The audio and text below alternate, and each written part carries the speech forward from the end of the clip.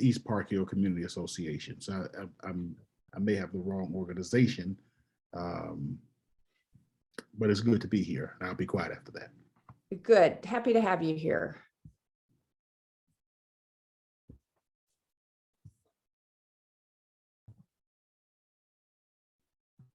So welcome, everyone. I am Tracy McDermott. I'm the current board chair with your neighborhood organization, Greater Park Hill Community.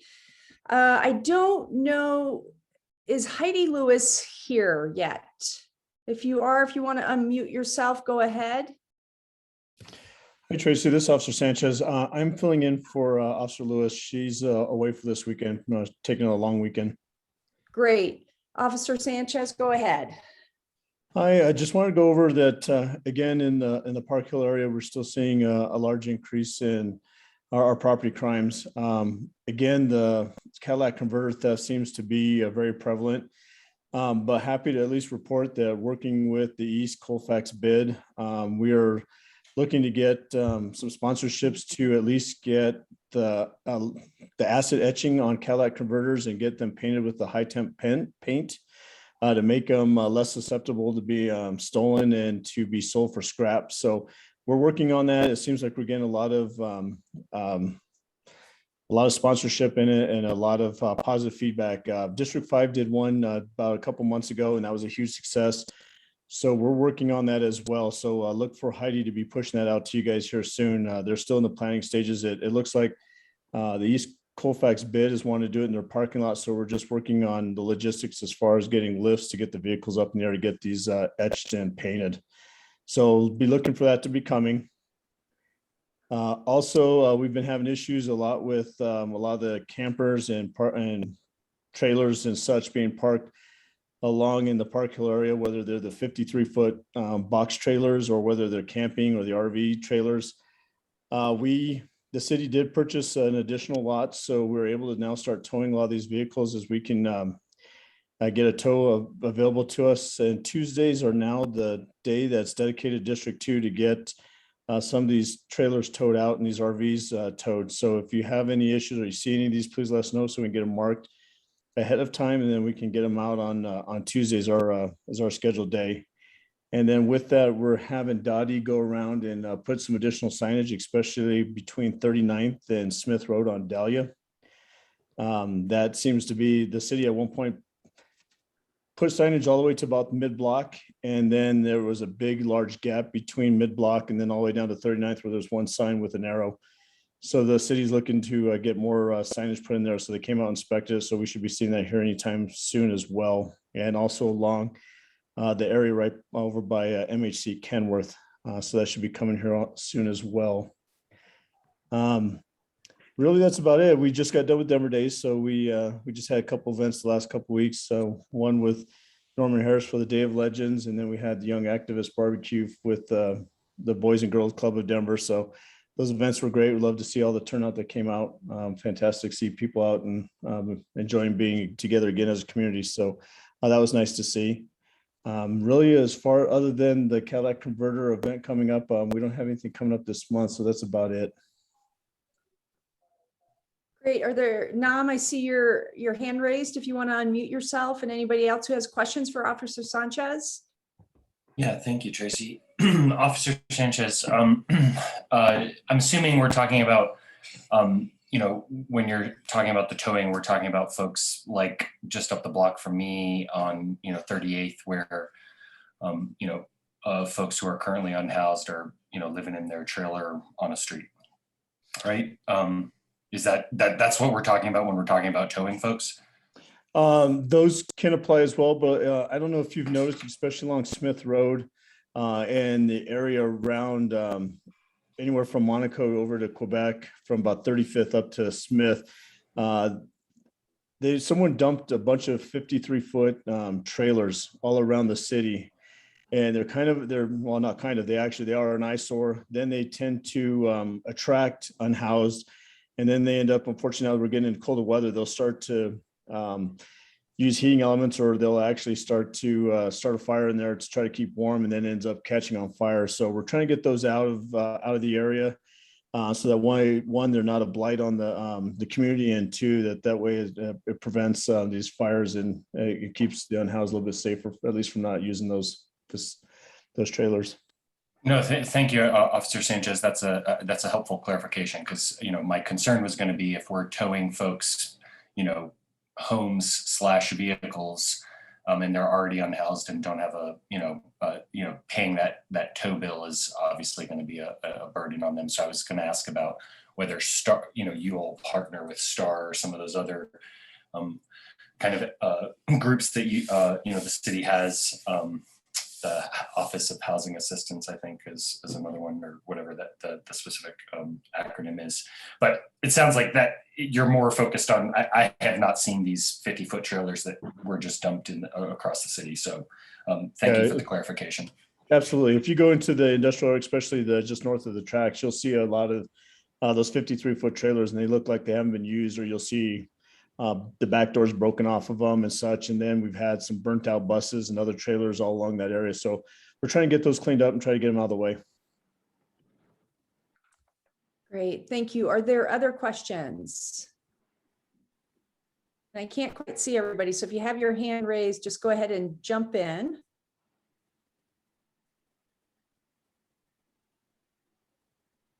No? Okay. Officer Sanchez, thanks for being here this evening, and I do appreciate you, D2, always being here and providing our community an update. So thank you very much. No, thank you, Tracy. And again, just be looking for that information from Heidi on the Cadillac converter markings and painting. Great, thank you. Thank you. All right, so we will jump over. Lana's not here this evening. She's trying to move back into her home with two very small children, and life, I think, got really hectic all of a sudden. So I'm filling in. So I'm going to just give a quick community update. Again, just to remind everybody, please keep yourselves muted while we're going through the evening. Click on your participant buttons. It's at the bottom. Raise your hand if you have a question. Everyone can see the chat, so please be thoughtful and specific about questions and comments. If you're dialing in on your telephone, please dial *9 on your keypad to signal that you'd like to make a comment. So our biggest fundraiser, it's coming up in just a couple of weeks. So I'm hoping everybody certainly on the board, you're volunteering for a time slot to help out with this. If you're not on the board, we'd love to have you come join and help out. It's a wonderful event. It does raise a considerable amount of money for our organization that continues to allow us doing the great work we're already doing, including keeping our food pantry going, working on our sustainable neighborhood, and working on a ton of other things. So please come. It's a wonderful event. Love it. And again, as always, the street fair will be on Forest Parkway. It's always a great thing. And this is one of the things the community continues to rave about is the street fair. So October 7th, virtual board elections. Hold on, I got to move part of my screen here. Recognition of the annual organization. We'll have the updates, a presentation of the BABS Award. Seats in districts 2, 4, 6, 8, and 10 are up for election, along with 3 large. If you are interested in running, please email me at chair@greaterparkhill.org and director@greaterparkhill.org. And down at the bottom, Lana's got a great link to join us at our annual meeting. Again, that'll be the first Thursday of the month, just like all of our normal meetings. So it won't be anything outside of what we normally do. So would love to see people show up and come out for that. So you can join us, become a member, donate, volunteer. We have lots of great things to donate to. There's our food pantry, our general organizational budget, to our wonderful, wonderful newspaper, which you get for free every single month. And I think that was it for the updates. Let me just advance one more screen. Okay, and we're going to come over to Denver's Reimagining Policy and Public Safety. And is Kim here? And I'm sorry, I forgot the name of the gentleman who spoke up earlier. Yes, I'm here. Oh, okay. And do you have any slides or just need to speak? I'm going to speak. Dr. Davis may share something. So thank you all for inviting me. My name's Kim Morse. I know a few of you here, and this is a wonderful community, a neighborhood that truly has community. And so I think some of the things that we share will align with your values. I had asked to speak with your organization because for the last 12 months, sorry, let me start over.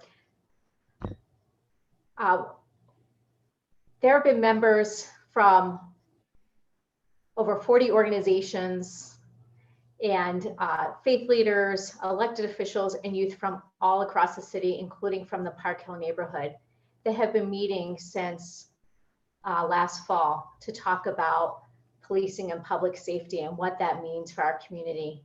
I'm not sure if Lana had an opportunity to share with the neighborhood or the members our document that we put together, which includes 112 recommendations on how we can make public safety or put safety back into public safety.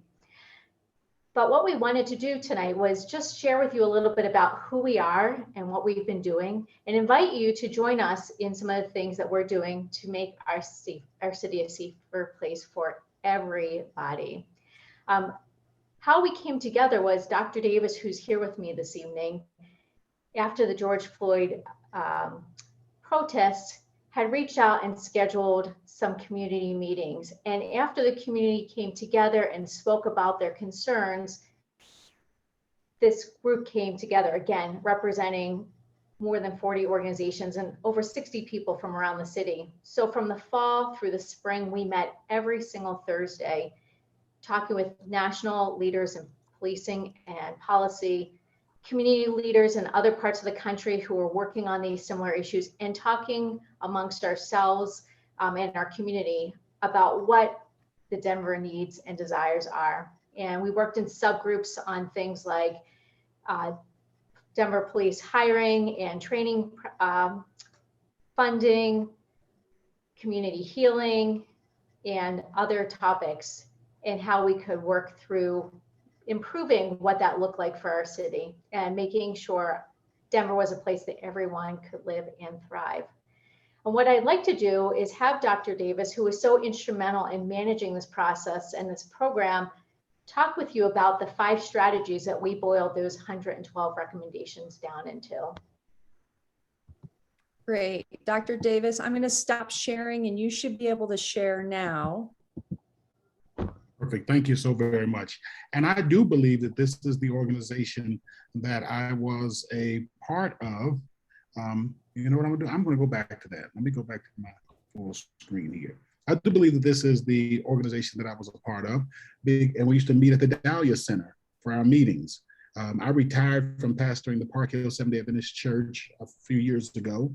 I pastored there for a while. And if I remember correctly, I came to meetings on a regular basis. With that being said, it's good to see everyone here again this evening. I wanted to share with you that what we did was we looked at a way that we could envision public safety for the city of Denver. And we developed 5 strategies. And each of the 112 recommendations helps us to address one of these 5 strategies. And so those 5 strategies are listed here. We believe that these 5 strategies are necessary for every city to really improve their public safety. But how that would look, of course, would be different from city to city. So Greg is going to come in just a moment and lay out a few asks of this organization. But I do want to encourage you just to look at the 5 recommendations.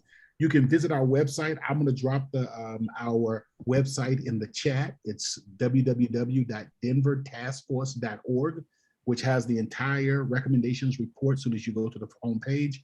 And I encourage you to look at these 5 recommendations and to think about what this would mean to our community if we did things such as support successful community re-entry of formerly incarcerated people and remove systemic barriers to reintegration, or what it would mean if we were to minimize unnecessary interaction of law enforcement and the criminal legal system with the community, or how do we empower the community with resources to adequately address socioeconomic needs and provide for their own public safety. How does that look? And I want to encourage you to look through this and really to think about, whether or not you actually just agree with the strategies. Now, when we get into the 112 recommendations, we are going to have, of course, some differences on how that's implemented. But I think if we focus heavily on the 5 strategies, we can begin as a larger community. Even though we brought the entire community of Denver together, we can begin as even a larger community to try to come up with even more solutions. Because these 112 recommendations are not the end all be all. They are the launching pad, the foundation, if you will, for how we improve public safety. On that, I'm going to end and let Greg speak and kind of share with you some of our asks.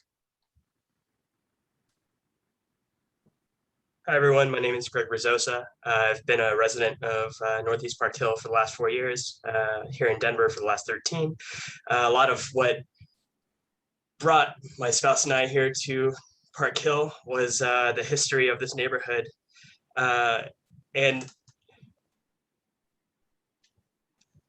the last 18 months in particular, as we've all been going through these tough times, I've kind of woken up and asked myself how I'm showing up for my community and how is my community showing up for me. For me, that turned out in multiple ways. The food bank was mentioned earlier. We did a little bit of that, keeping people housed through eviction defense and the COVID eviction defense project. Just all in all, my background is in healthcare. I'm currently pursuing my BSN, and I very much approached my involvement in this task force from a public health lens in regards to preventative health and what can we do to intervene and reduce crime in ways outside of what we've accepted for quite some time, which is more of a punitive approach and not necessarily that of restorative or transformative justice. As the eviction moratorium is coming to an end and unemployment benefits are expiring, unfortunately, I suspect that we're probably going to see more crimes of desperation occur as people have to decide between how they're going to get by and whether or not it's worth it for them to go into work at a time when just going to work could end up with a $20,000 ICU bill. So that being said, this isn't necessarily a call out so much as it's a call up. We need people who are interested in this work to get involved and participate. It's going to be a community effort to get this done. So if you are interested in joining us, I'm going to link to our website here in the chat, along with our Facebook group. As far as needs that we currently have, we have groups that are currently working with the DA's office, City Council, the Department of Public Safety, and community engagement. If any of those are things that you're interested in getting involved with the task force, just wanted to invite you to please join us. We meet once a month, usually on Thursdays, and we're actually normally done before the Greater Park Hill meetings. So hope to see you out there. Thank you. Great. Thank you, Kim, Greg, and Dr. Davis. Are there questions for any of them? As questions come in, I want to just throw out 2 very quick 30-second asks. Number 1, please read the recommendations report. The ones that you agree with out of the 112 recommendations, please share that with your elected officials.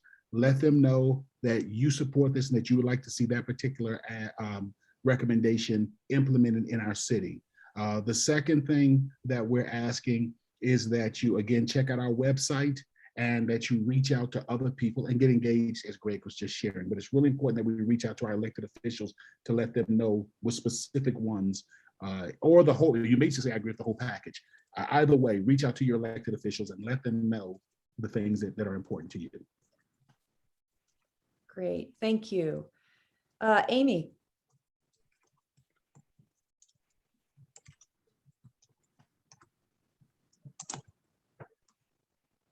Amy, are you? We can't hear you if you're speaking.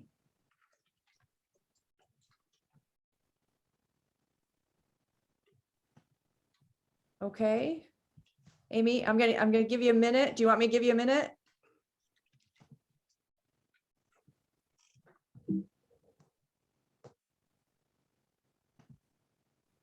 Okay. All right, never mind. So if there's no questions, again, Dr. Davis, Kim, Greg, thank you very much for coming here. And then Dr. Davis, have you sent those slides to our executive director so that we can get them out to anybody who wants them also? If they're Yeah, not I here had- tonight? Yeah, I had sent Lana the recommendations. So she's Terrific. got the document and a link to a website where the document lives. Great, perfect. Thank you very And I much. just put it in, I put the link in the chat as well. Yep. I'm gonna put it in one more time. Okay, Thank you for inviting us. And I know we were short on time tonight. We welcome a deeper conversation if there's interest. Tracy, Great. you can let us know. Thank you. absolutely. Thank you for being here tonight. Appreciate it. Bye-bye. All right, take care. So if our next topic regards ballot initiatives regarding to the Park Hill Golf Course. First up will be Empower Northeast Denver. Wayne, are you here and do you have any slides? Wayne is here and I do have slides. Great, hold on just a second.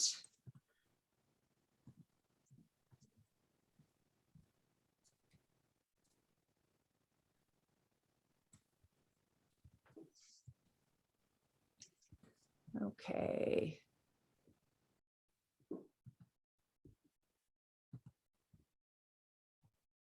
All right. Wayne, you should be able to share. Oh, are you able to share? Can you see it? Yes. Very good. Thank you. Good evening and thanks for allowing me to participate. I appreciate the work that the Greater Park Hill has done over the years, and I thank everybody for their service.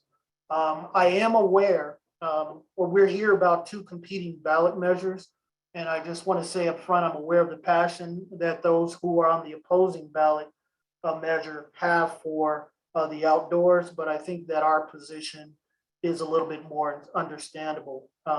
In addition, we must all allow space for others in our community to voice opinions. So I want to voice mine. By way of introduction, I don't know some of you and don't know if you've had if we've met. So, but before expressing my opinions, I'd like to give some context as to why me and my family are as passionate about the Empower Northeast Denver initiative as those supporting the Counter initiative. And I also want you to know that me and my family are putting our time and our treasure into developing the land into a quality mixed-use development that's going to provide long-needed and sustainable amenities to the Northeast Denver community. We are committed to that, and we believe that our vision is one that can be sustainable and will serve our community well into the future. So by way of introduction, my family is now 6th generation living in Colorado, specifically in Denver. By way of history, my great-great-great-grandfather was uprooted from the South, traveled with his children and his wife, walking the tier trails to Oklahoma, denied right to own any land at that point. They were involved in the Greenwood massacre. They eventually made their way to Denver because of all of the opportunity that Denver provided. So my family is loved and has always been in Denver since the early 1900s. My paternal grandmother, Toddy Smiley, 1950s, which you guys now know as McAuliffe. She was, and her sisters all went to college. She went to Wilberforce, and her sisters became podiatrists and a nurse. She was a teacher. My paternal grandmother was the cook at juvenile hall during the 60s and 70s. So she knows all the judges and the lawyers that helped me during my young career. They both had over 5 kids, and all of my uncles, aunts, all grew up in Northeast Denver, from the Five Points area all the way up through currently the Green Valley Ranch area. So we've been here in a long time, for a long time, and we do know Northeast Denver.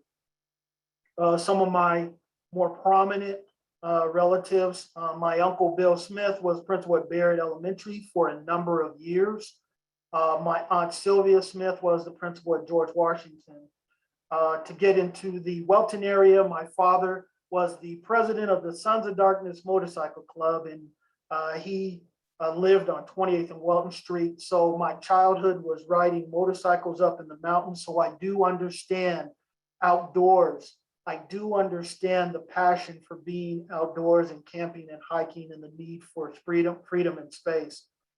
My fabulous cousins, one is Norman Harris of Juneteenth fame, and the other is Robert Smith, the international business icon. So our family is very, very involved in the community. I am currently the head track coach at Northfield High School. I've coached in DPS for over 30 years, Montbello East GW. I practiced law for over 30 years in Denver. So going back to my childhood, born on 38th and Kearney, moved to 36th and Adams, kindergarten at Harrington Elementary, moved to 27th and Steele, where my mom still lives. I attended Columbine, bused to Home Elementary School to the south, Bromwell Elementary School to Cherry Creek, Merrill Junior High School to the south. And all of this is important because what I want you guys to imagine is all of the inequities that I experienced as a kid. Being bused to South Denver, being bused to Cherry Creek, and then coming home to Northeast Denver and not having the amenities that I saw in other parts of the city. And I'll give you an example. During high school, I worked at Kentucky Fried Chicken during the school years. And during the summer years, I was worked at the East Denver YMCA. When we got paid, there was no bank in Northeast Denver. I don't think a lot of people realize it, but there was that Chase Bank branch up on Carr Boulevard that did not exist until about,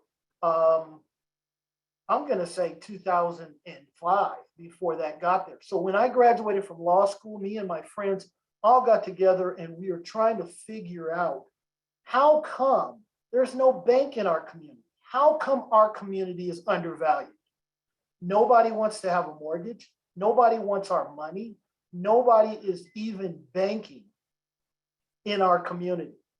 And then you can go on from there. No grocery store, no community center. We had to go elsewhere, always had to go elsewhere. My mom still drives to Camaria to get her groceries. So with that as a background, let me go into why I'm passionate about Empower Northeast Denver initiative.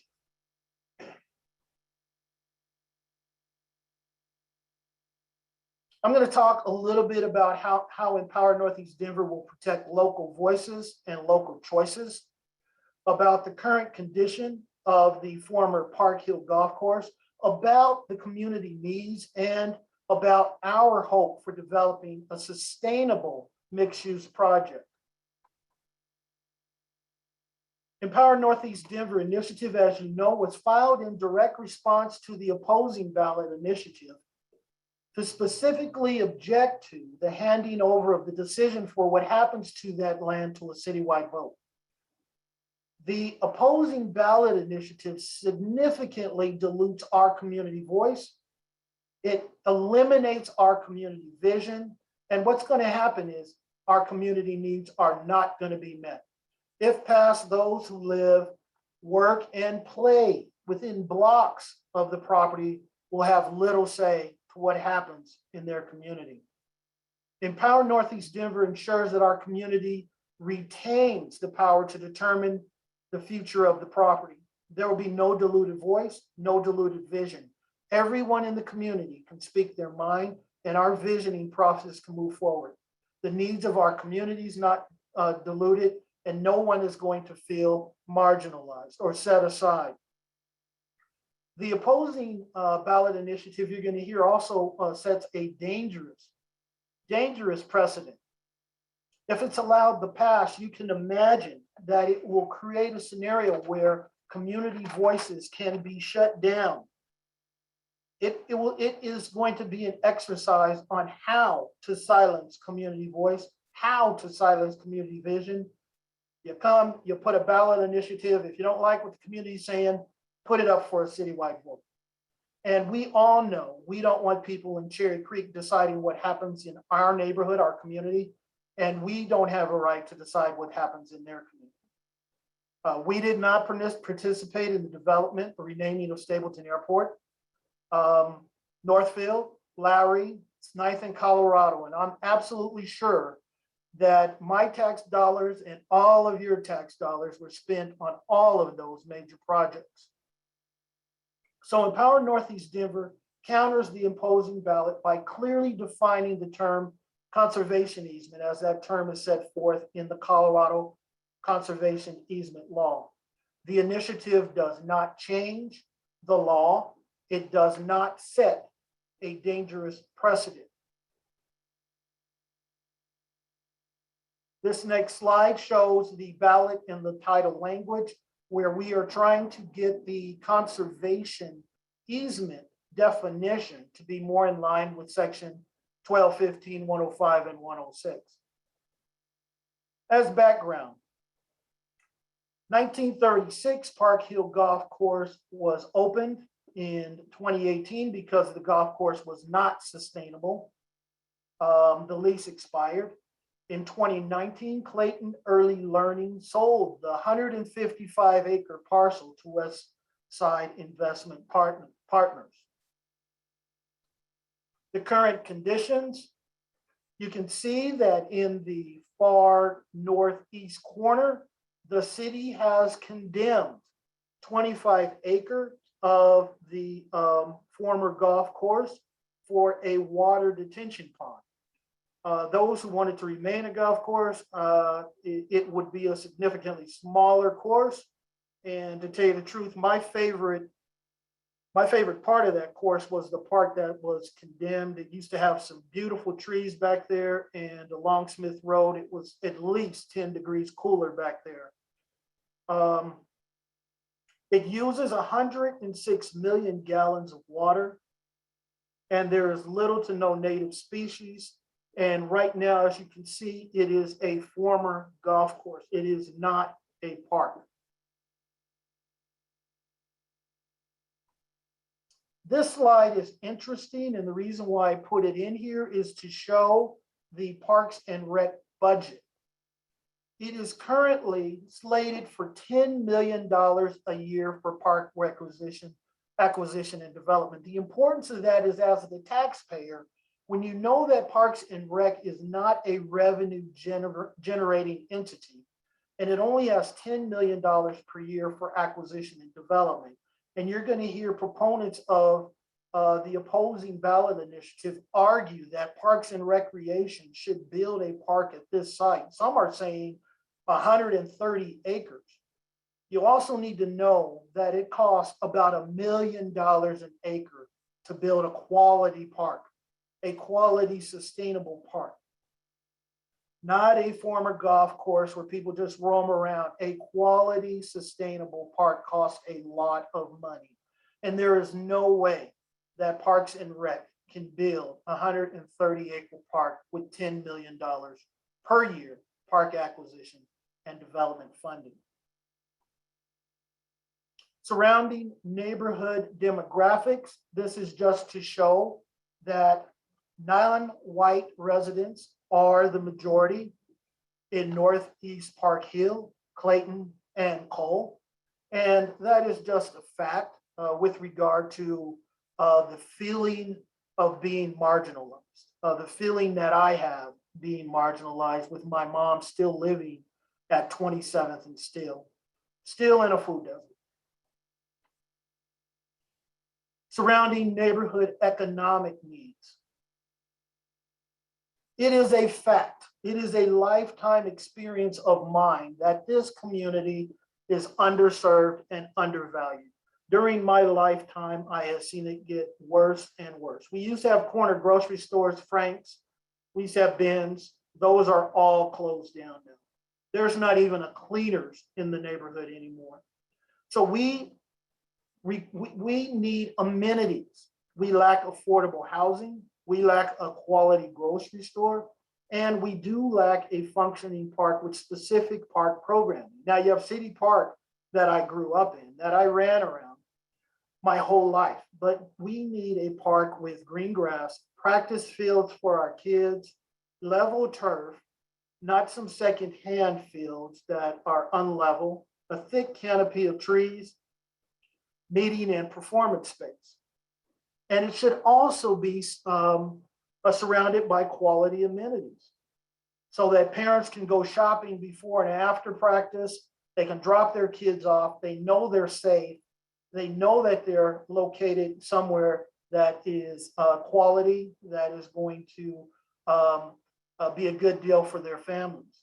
And then we need jobs.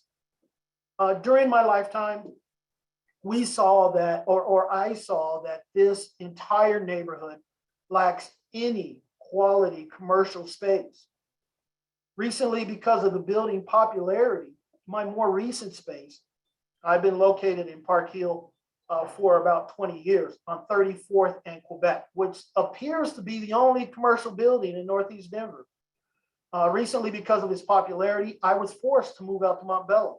I looked at Aurora with all of its business parks, but I really wanted to be in my community, and I'm glad I chose 45th and Peoria. But with regard to Northeast Denver, there's no place for a law firm, a dentist's office, CPA, doctor's office in our community. So when it comes to that ecosystem of neighborhoods, who's sponsoring our Little League football teams?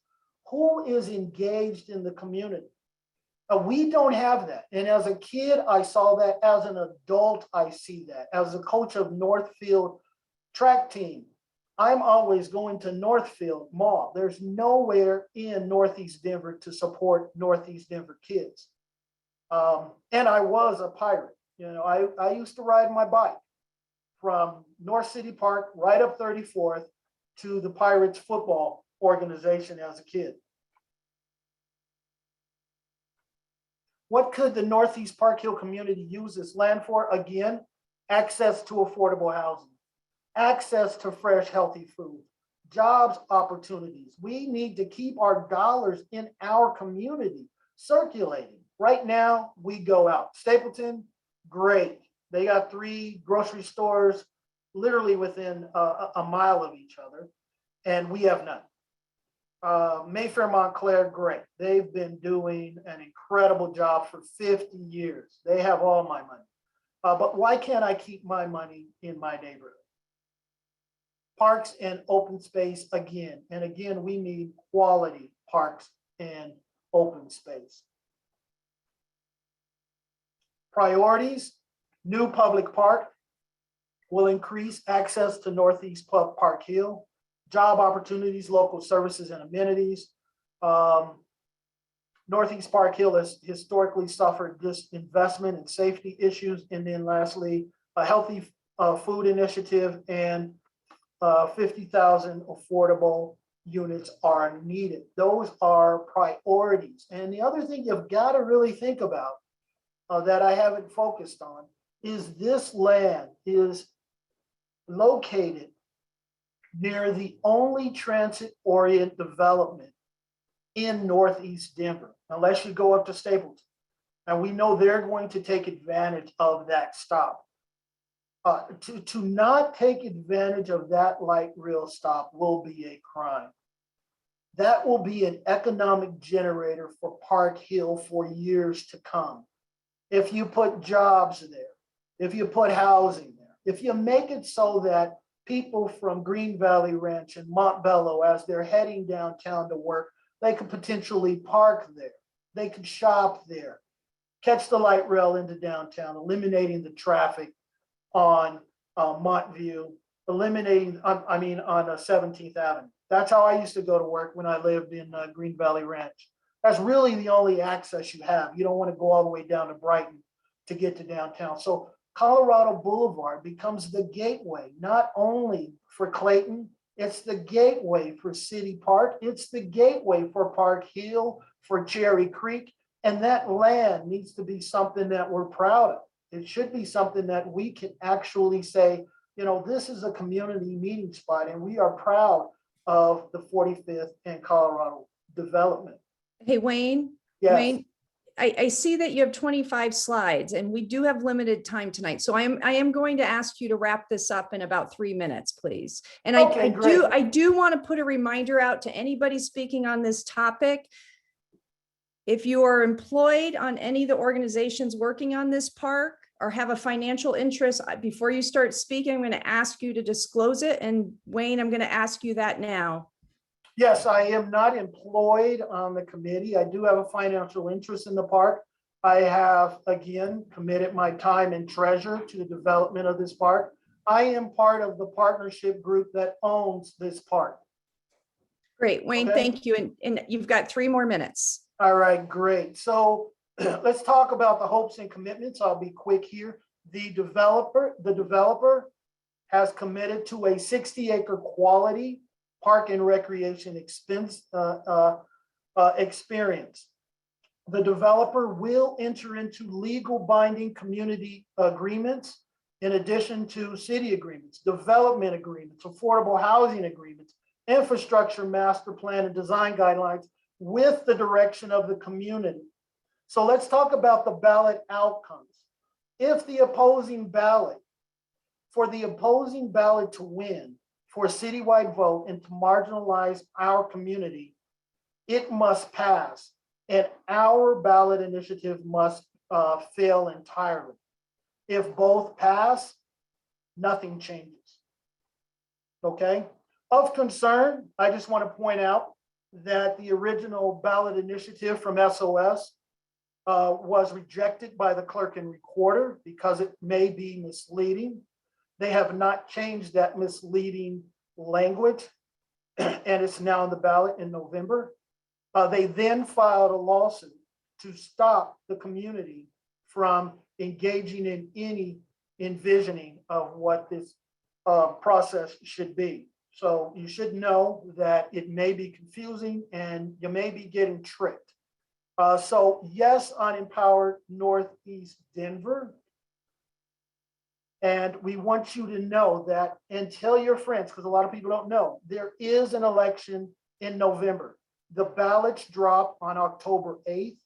We want you to check yes for Empower Northeast Denver to protect local voices and protect local choices.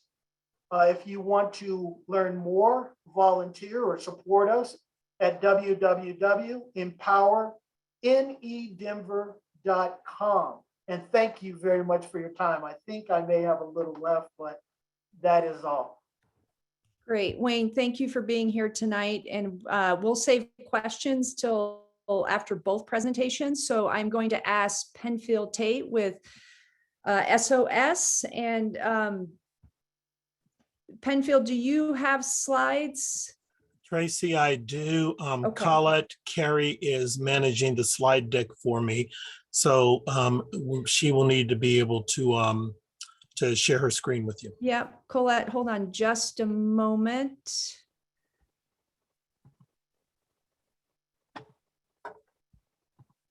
And you should be able to share now. Okay, and I'll just take your cues, Penfield, the one you want to switch. Okay, great. 1 second. And Tracy, if you would, let me know when I have about 5 minutes left. That'd be helpful. Sure. And again, if anybody's speaking tonight, just please disclose any interests. Okay. My name is, first of all, Tracy, and to the board of Park Hill, thank you for this opportunity to be with you today. My name is Penfield Tate. I am now a 36-year resident of Park Hill. I have no financial interest in this project. I am working strictly as a volunteer, although I am a lawyer who does development and land use and other types of work. I'm not getting paid a dime for any of this. I don't have an interest in anything that will pay me down the road. I am contributing my time and money and talents to preserve this asset. I'm here on behalf of Yes for Parks and Open Space because we'd like your support of the organization and all of your vote in November to support the ballot measure we proposed. I think you'll see it listed on the ballot as park and open space preservation. There's been conversation about the two competing measures. Let me be clear with you about what ours does. Ours is designed and simply says that residential and commercial development is not allowed on a designated park or land that is controlled by a city-owned conservation easement without a vote of the people. Why, you ask? Well, a couple of reasons. Number one, the reason we, the people of the city and county of Denver, have this tremendous asset, this conservation easement, this property interest over this 155 acres is because we bought it.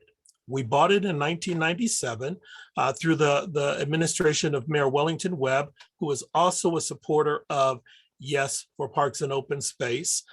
We bought it to preserve the land as open space and for recreational purposes. Golf is an allowed use, but it's not the only use under the conservation easement. We all own it. We voted on it as a city, and it's our position that since it's our money that bought it, we all ought to have a stake in deciding if our money or our property interest gets given away to a developer. We want to preserve the asset. It's got hundreds of mature trees, miles of walking and biking trails, the duck pond, as you've seen, the wildlife. We hear promises about a 60-acre park, but we already have a 155-acre plot of land that has a conservation easement we paid for, and the developer here can't tear down 188 mature trees like they did or whatever over at Loretta Heights because they can't. This is protected by this conservation easement. So as long as it's in place, you won't have to worry about it because your tax dollars paid for it. The other thing that's important is under state law, this conservation easement is perpetual. It doesn't have an expiration date. When the Clayton Trust sold it to the city and when the developer bought the land, knowing that the easement was in place, everyone knew it was perpetual forever. And so it's an asset that belongs to the people of Denver in perpetuity.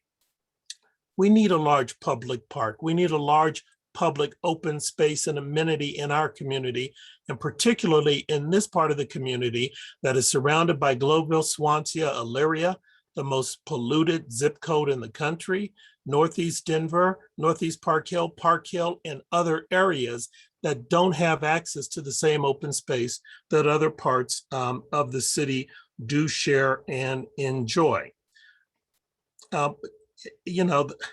I think what's happening around the world and in our country, we're seeing the effects of climate change in very radical and dramatic fashions.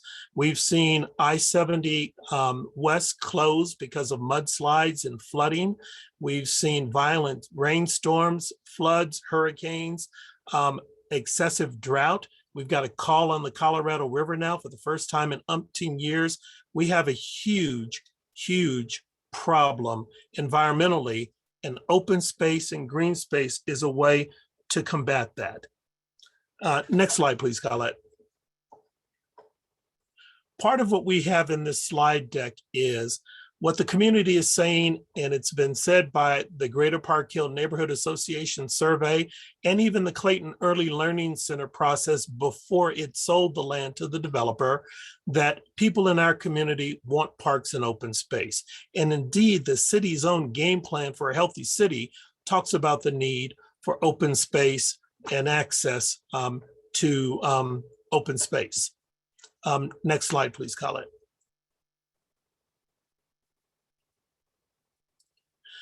Parks and recreation departments are significant employers in the city. Local parks can shape the perception of the community. They're investments in the quality of life. And they have other opportunities to incentivize entrepreneurial ventures on their own. Next slide, please. This is just another shot of the site. Open space is associated with positive mental health, higher recreation and exercise in communities. And, you know, this pandemic has shown us people's desire really to get out and about because of what we've all been through. Imagine what would happen if we didn't have amenities like this site and other parks in our city to escape. Not everyone can afford to go up to the mountains to experience nature, nor should they be required to do that. It's important to have these amenities in our city. Next slide, please, Colette. We've all heard about and talked about the inverted L, where you have communities on the far west and the far north that have been marginalized for decades in our community. One of the ways in which these communities are not well served is the lack of open space and green space. And our initiative would give us an opportunity to deal with that. Next slide, please.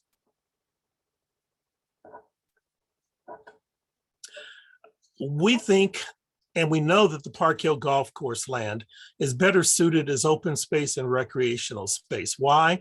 Because despite what the developer tells you, they may talk about the cost of watering the current land. It's going to cost a fortune for them to develop it, and we're all going to have to share in that cost.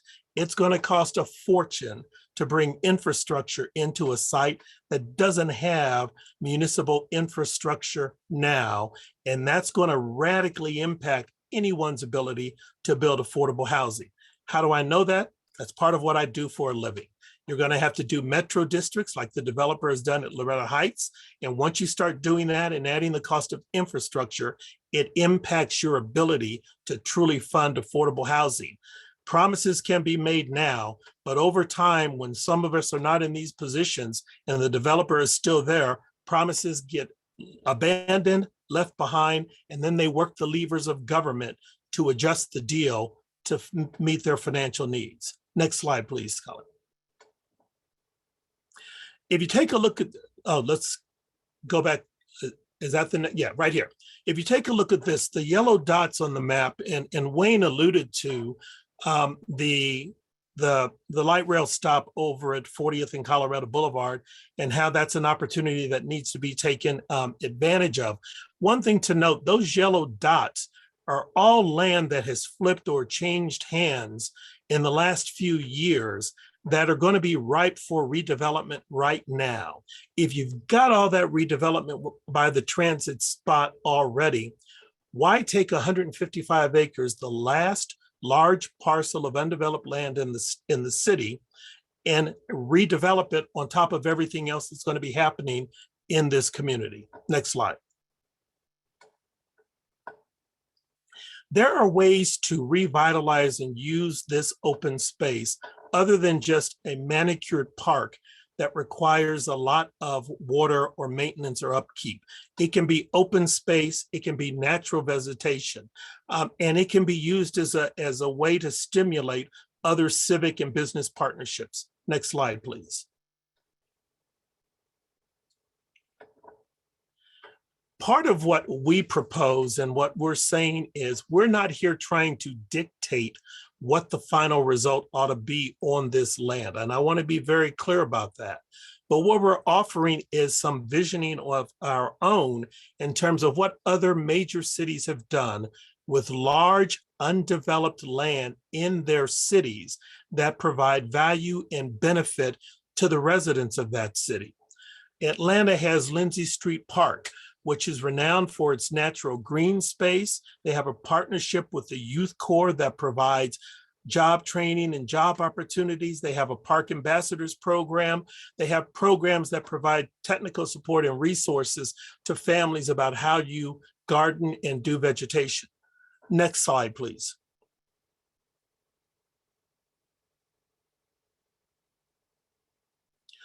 Atlanta also has this food force where the community is encouraged to grow on the site as a way of, number one, generating some economic activity, but number two, allowing people to be self-sufficient. It's also imbued and embedded with walking trails and other opportunities and educational programs for people of all ages. Next slide, please. Katherine Johnson Memorial Park, again, in Atlanta, where the residents receive paid training in construction, masonry, landscaping, and green infrastructure design, as well as financial literacy and other skills. There's a rain garden. Community members participate in other environmental education, and citizens get opportunities to work in science fields. Next slide, please. Rouge Park in Detroit is 1,100 acres restored to provide the community a gathering place with, it does have a golf course and a driving range, also baseball diamonds, tennis courts, playgrounds, bike trails, and a park that's owned by the city but maintained by local groups. Next slide, please. The Diversity Nurtures Achievement Community Youth Center in Warsaw, North Carolina. Again, year-round extended science, technology, and engineering and math opportunities for young kids. Next slide, please. Garrett Park in Baltimore, again, a rec field. Yes. You got 5 minutes. Okay, thank you. A recreational park in Baltimore, youth leagues, sports leagues, other activities, coaching, and other things, again, designed by and for the community. Next slide, please. You know, think about this. We have Jazz in the Park at City Park, which has been wonderful. But in the years that I've lived in Denver, the Colorado Black Arts Festival has been displaced and moved 3 or 4 times. Why can't we use part of this site to replicate what was done in Ruby Park with the Levitt Pavilion? And again, that's a project I helped finance for the city, where we perhaps build a permanent venue for something like the Black Arts Festival or other neighborhood festivals and events. We can accommodate a large community garden. We can accommodate a farmer's market. We can do a host of things on that site. Next slide, please. It comes down to a value question, and it's green space over concrete is the bottom line.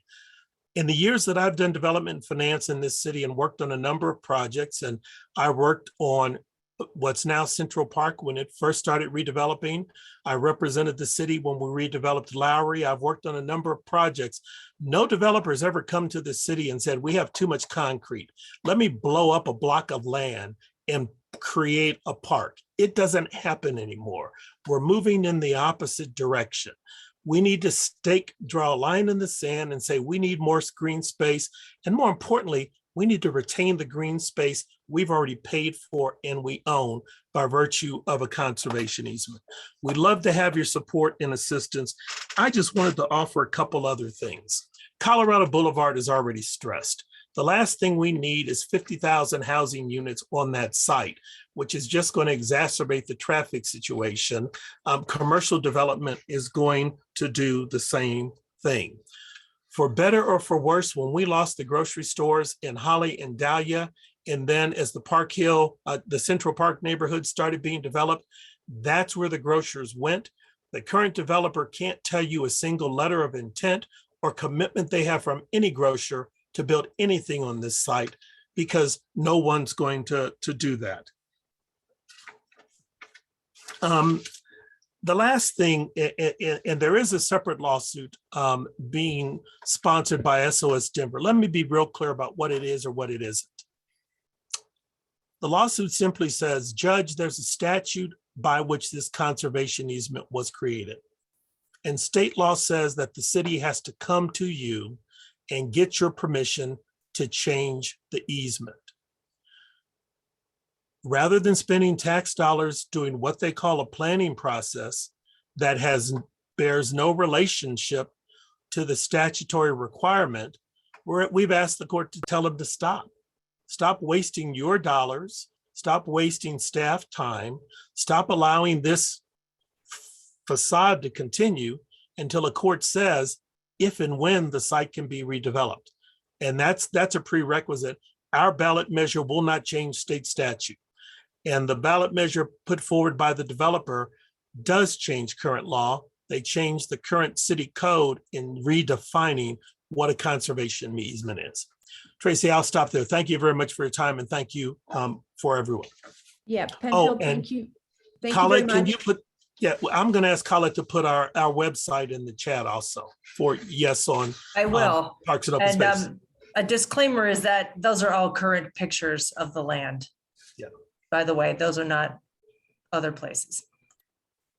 Okay, I'm going to open it up for about 10 minutes of questions as we do have other items on the agenda tonight. Again, I'm going to remind everybody to be respectful and be succinct with your question. I would prefer questions and not a long commentary this evening. So Nam, I see your hand up. Yeah, thanks, Tracy.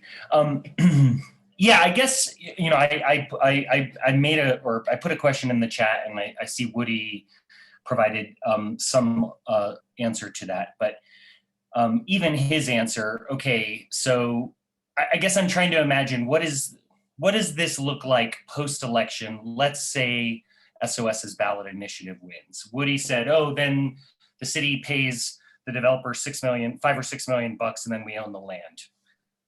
Even if that's what happens, that doesn't mean we suddenly have a park. That means now the city owns land that is not officially a park yet.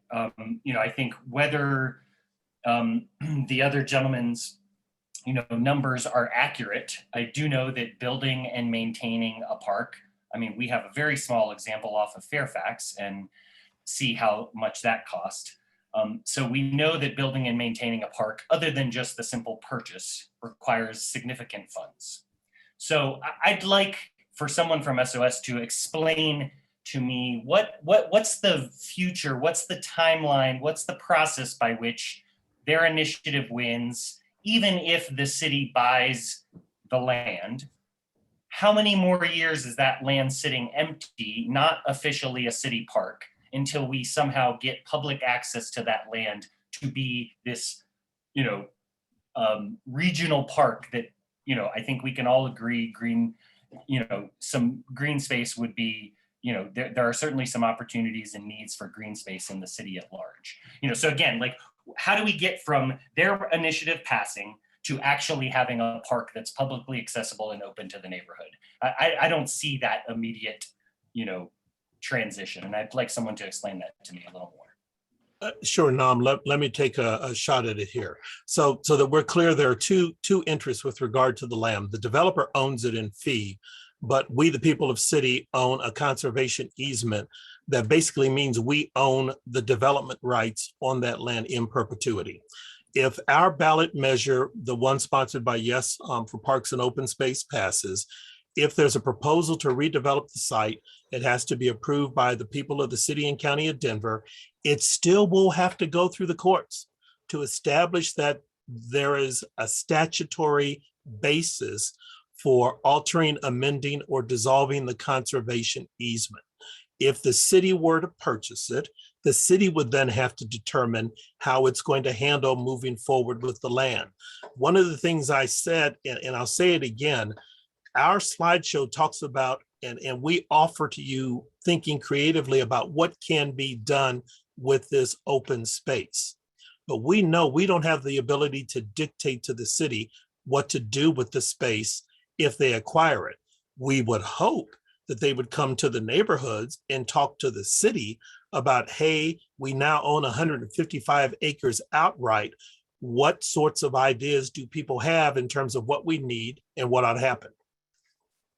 Hey, Nam, let me try to answer that question more succinctly.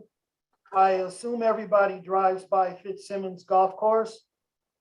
That's what would happen to Park Hill Golf Course. You would have a golf course that's dried up. It's all weeds. All the trees would die. All the grass would die.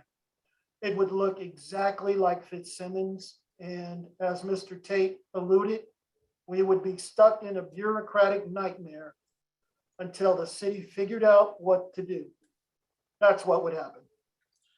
I didn't say we'd be stuck in a bureaucratic nightmare. I don't subscribe to that.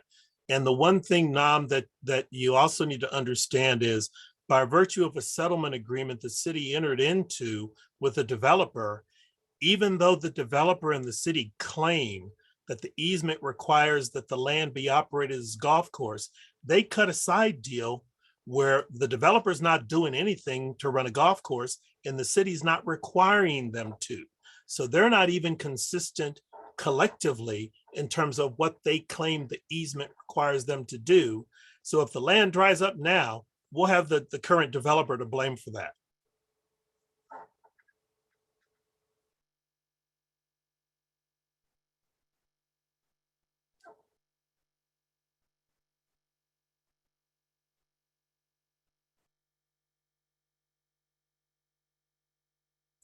I think if someone else has a question, they just need to ask it because Tracy said she can't see everybody. I have a question. This is Maria Flora. I'll start my video so you can see my smiling face. Hello. This is a question for Mr. Vaden. I looked at the Empower Northeast Denver Ballot Initiative website, and it says that the conservation easement remains in place if West Side's initiative passes. But when I look at the initiative itself, it says that if it passes, the definition of a conservation easement would be amended. So it effectively would not apply to the easement on Park Hill Golf Course. So isn't it correct that if the West Side initiative passes, the conservation easement goes away, poof, bye-bye? That's not correct. So let me put it in a little different terms, because the opposing initiative is telling everyone that it is protecting conservation easements in city, when in effect, the only easement that the city and county in Denver holds right now, and there is some dispute as to whether or not it's an easement or if it's a use agreement. We argue it is simply a use agreement. It is not a formal conservation easement as indicated by state law. So our measure is defining or redefining what a conservation easement is, so that the SOS opponents cannot then say, okay, this is a conservation easement, because it's not. So we're not trying to change the law. What we are trying to do is specify with regard to Park Hill Golf Course, which is the only land in the city that both of these initiatives are directed towards, that is not a state-defined conservation easement. So we are not changing conservation easement law. And the land would not be protected in perpetuity. There would be no conservation easement. It is not a conservation easement. Got it. Wayne, I beg to differ. The document itself that was recorded says conservation easement. It's entitled. Let me finish, Wayne. Let me finish. I didn't interrupt you. The document says it is the conservation easement established under state statute. And so, you know, you can come up with alternative facts, but state law defines what a conservation easement is for these purposes. Your ballot initiative attempts to change the city's code language in terms of defining the conservation easement, but this is a conservation easement created pursuant to state law because it says so in the body of the document. And I'd have to disagree, because we know conservation easements are for natural land. They receive tax credits from the state. This is nothing about this land is natural habitat, never has been. And there is no tax credits received from the state. I mean, we can all agree that it is not a formal conservation easement. I know that it's entitled conservation easement, but all it is a use agreement. No, we cannot agree on that. So that's fine. Great. So thank you. We're going to go to Lisa. You have a question, and I'll keep calling in order. Yeah, I guess I wanted to ask Wayne a question, because I heard Penfield talk about the easement would allow other recreational activities, that the easement is not limited to a golf course. And I read the easement. I'm not a lawyer. It is super simple. It says really clearly this land under this easement can only be a golf course, or other things added to it that complement the golf course. You could add something else, a clubhouse or whatever, but it has to complement the golf course. So in me reading that, is that how you understood this as well? Because we had a lot of conversation going on about building a park, but we would have to lift the conservation easement in order to build a park as well. Is that how you understand it, Wayne? Yes, that's how I understand it, Lisa. The use agreement is for an 18-hole regulation golf course only, and affiliated services with that golf course.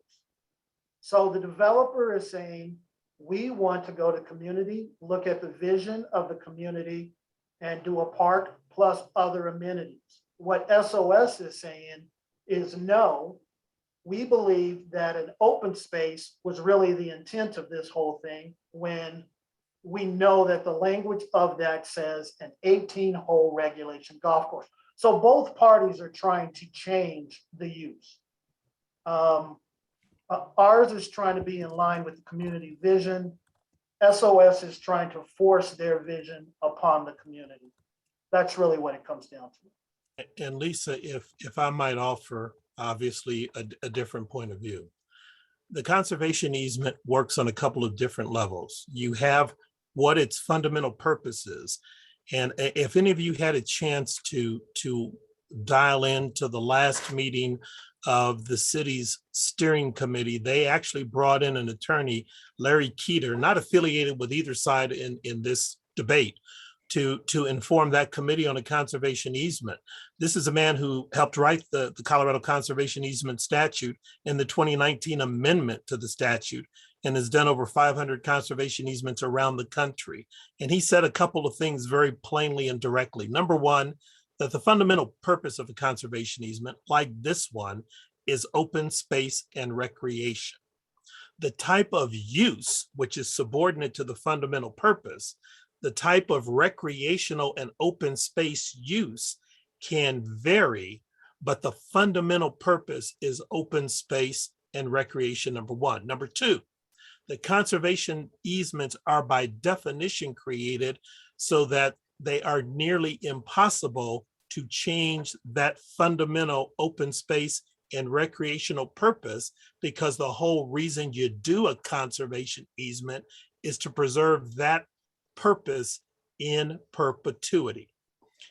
Finally, the inconsistency with Wayne's position is, if he and the city both think that the conservation easement needs to be a golf course and they claim they're complying with it, ask them why they're not running a golf course and the city has let them not run a golf course so they can try to pitch people on redeveloping it and building the equivalent of 9th and Colorado Boulevard on the site.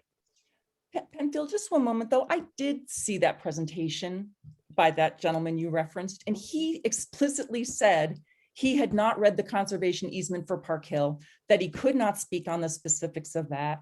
And I think it's pretty much agreed that this is sort of a unique situation. This is not the same as a general conservation easement at the state level.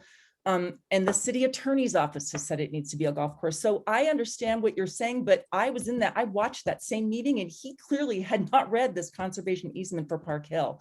No, he didn't. He was told not to opine on it, but Kenneth asked him several questions about it. And at that point, the facilitator, Dr. Ross, stopped the back and forth.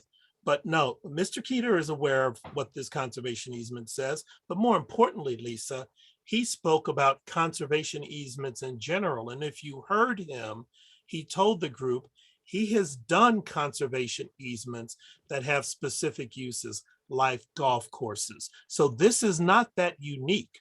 What is fundamental is the purpose behind the conservation easement, which is why it's a creature of state statute. Okay, thank you. I am going to move to Basil Soba. Yeah, hi. I'm sorry if I mispronounced your name, sir. No, it's fine. So just a very quick background. I'm a business owner actually in North Park Hill. I know Wayne, I know Penn. And so I've listened to some of the arguments here. Actually, I'm an employer here in north of the highway of I-70, employ about 50 people.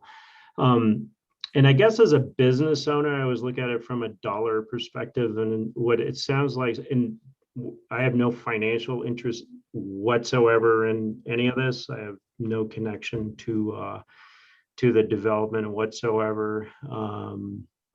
But I do look at things kind of from a financial perspective, and the part that's like a little bit puzzling and disturbing to me is that there is financial interest by certain people, and it's usually kind of disclosed earlier in the conversation, especially when we're talking about this issue. But the way I look at it is that this conservation easement was invested in by Mayor Wellington Webb back in the 90s.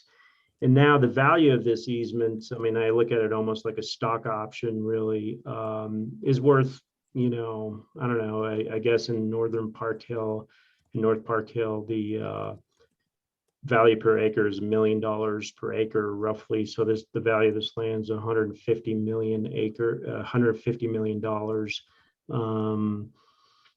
Developer pays $20 million. So just very simple math, if we're looking at something like, $130 million in value, which would be the value without the conservation easement. So how does a Holleran group, who is, I guess, a JV member of this developer, play to sort of reimburse the voters and the citizens of Denver who acquired this easement back in the 90s? And how do they plan to pay that back regardless of the outcome? Because what I don't like to see, I guess, is business being involved in acquiring public assets, making a lot of money, and then not reimbursing sort of the investors, which in this particular case would be the citizens of Denver, regardless of the outcome.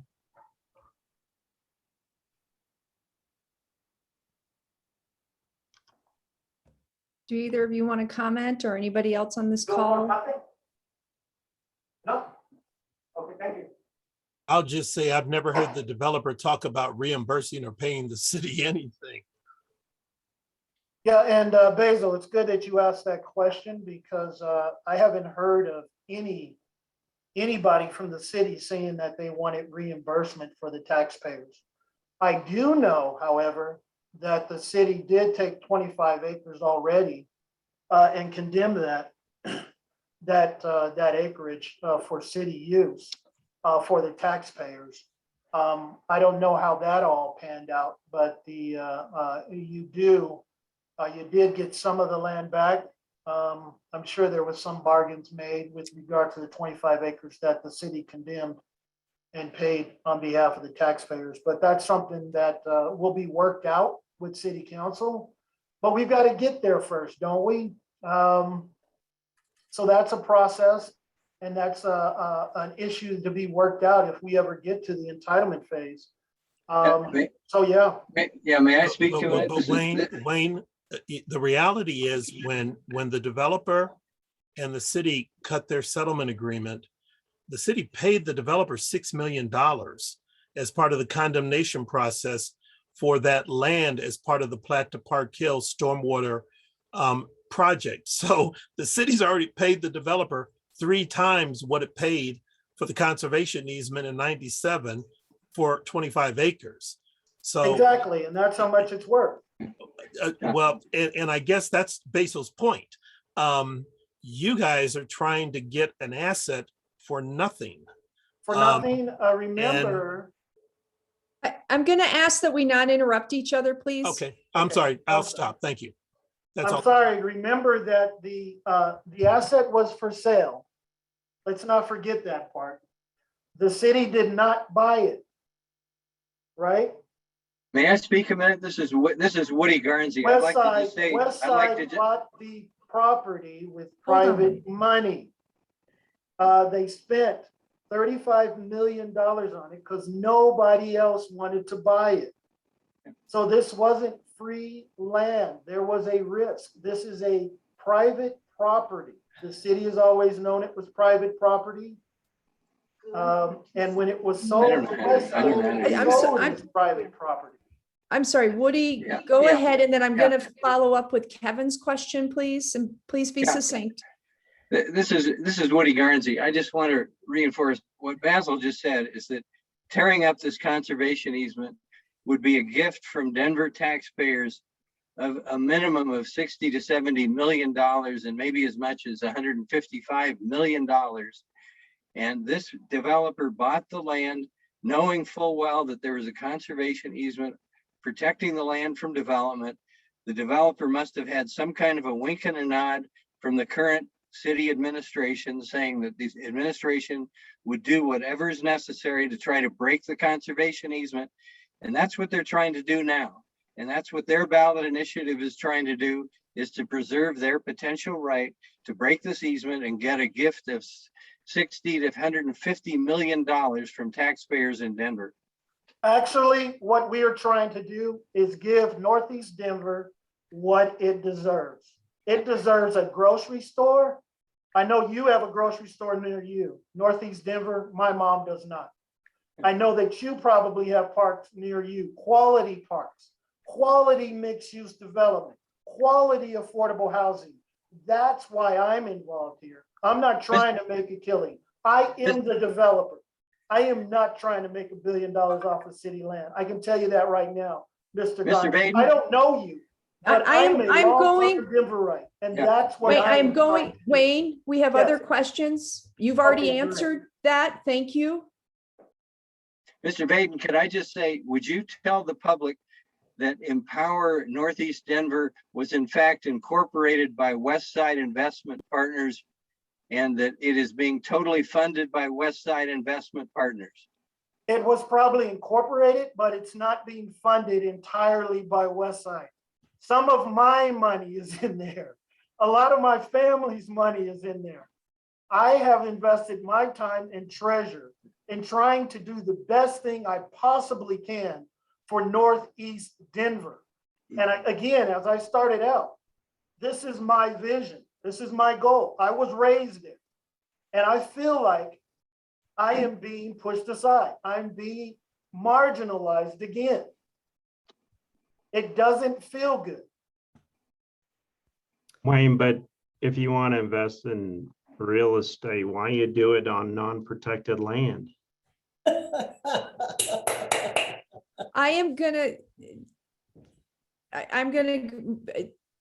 We'll let that sit where it is. Kevin, I am going to go to you for your question, please.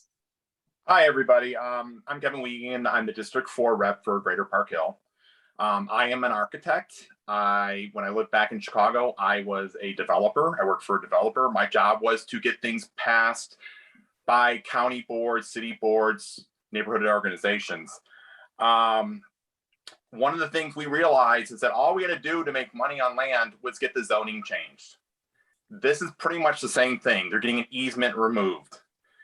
Also, I used to try to bring grocery stores in, and grocery stores will not come in until they have X amount of households making X amount of dollars, which is a high-end number. The reality of them bringing in a grocery store is not a reality. When you look at all this stuff, please look at who has a financial interest and who does not have a financial interest. People, yes, for Park Hill, for parks and open space, no one on there has a financial interest. They're trying to do what's best for the community. My question to Wayne is, you want to bring in all these amenities, which are awesome. You have no way to guarantee that that won't just speed up gentrification or prevent gentrification. How do you plan on bringing all these things that people want and not have gentrification just take all the advantages you brought to an existing community and end up doing the reverse of what you say and shoving them out? So, because now yuppies want to move in and gentrification happens and the existing residents get moved out. Please explain how you plan to do that, how you guarantee that. Yeah, thank you, Kevin. As I indicated, I've been in Northeast Denver for all my life, 57 years. Gentrification is going to happen. There is no way to stop it now. When I grew up, Northeast Park Hill, I believe we had at least 10% African-American from 5 Points all the way up through the Northeast Park Hill area in Montbello. Now that has dwindled to less than 4%. Now, I know my parents are still in the area. I know that it is still an African-American tradition, but for me to guarantee that gentrification won't happen, I can't. Nobody can, because it's going to happen. We have 100,000 people coming into Colorado, into Denver every year. And we know those aren't African-Americans or Latino people. Most of the African-Americans and Latinos are moving to Aurora. So this is a legacy piece. This is a piece for us to say, okay, we want something to show that we were here. We were here. And that's why I think that the best thing that we can do is a mixed-use development that recognizes our contributions to this neighborhood, to this community, something quality, a quality park. So you want to bring in amenities to help the existing residents, yet you know, and you just admitted that basically it's going to accelerate gentrification and move them out quicker. So yes, they'll get a grocery store for 2 years before they have to leave the neighborhood. And Kevin, let me offer this, and I think your point is right, but let me offer something else. And this is not attributable to Wayne directly, but if you listen to the CityCast interview that Kenneth Ho gave a few months ago, that gives you some insight into the process here. Kenneth said during that interview that assuming you could even get a deal, a grocery store wasn't going to happen on this site right away, not until you had more rooftops to justify to a grocer that they could afford to build there. And I would offer to you that if Kenneth is saying you need more rooftops to support a grocery store, what he's also saying is that the grocery store isn't for the existing neighborhood or community, it's for the new city they want to build on this site. Secondly, Kenneth, let me finish my point. I'm not going to interrupt you, but let me finish. Secondly, Kevin, to your point regarding gentrification, that speaks to the issue I raised earlier, which is when you have a site this large that has no municipal infrastructure in it right now, you have to pay to put it all in to afford development. There is a cost to that in Colorado is typically financed through the creation of metro districts, which is what the developer is doing over at Loretta Heights. But that simply adds to the tax base of the land, which impacts the cost of development and what you can ultimately build and the price point at which you either need to sell or create rental housing. And I would submit to you that because there's no public infrastructure right now, the cost of providing affordable housing is going to be exorbitant. And I would close with three final anecdotal offers. Number one, if you take a look at the Central Park neighborhood after all of these years of development, one of the reasons they're still struggling is they still haven't met their affordable housing commitment to the city that they made 25, 30 years ago. Lowry's in a similar situation, and the redevelopment of the old St. Luke's Hospital is similarly situated. All of them promised significant affordable or attainable or workforce housing, however you wanted to describe it. And after all these years, it still hasn't happened. And that's one of the issues. I'm done. I'm sorry, Kenneth, I didn't want to cut you off. Go ahead. Sure. Thanks. And if I can, just because Penfield is actually called me out, so I just want to respond to it. Is that okay, Tracy? Yeah, Ken, thank you. Go ahead. Okay, great. So what I find is that you guys, that this conversation is getting into discussions that honestly, I think we all want to have about how this can happen, right? How can we actually accomplish development without gentrification? How can we bring uses and amenities to a community that hasn't had them over time?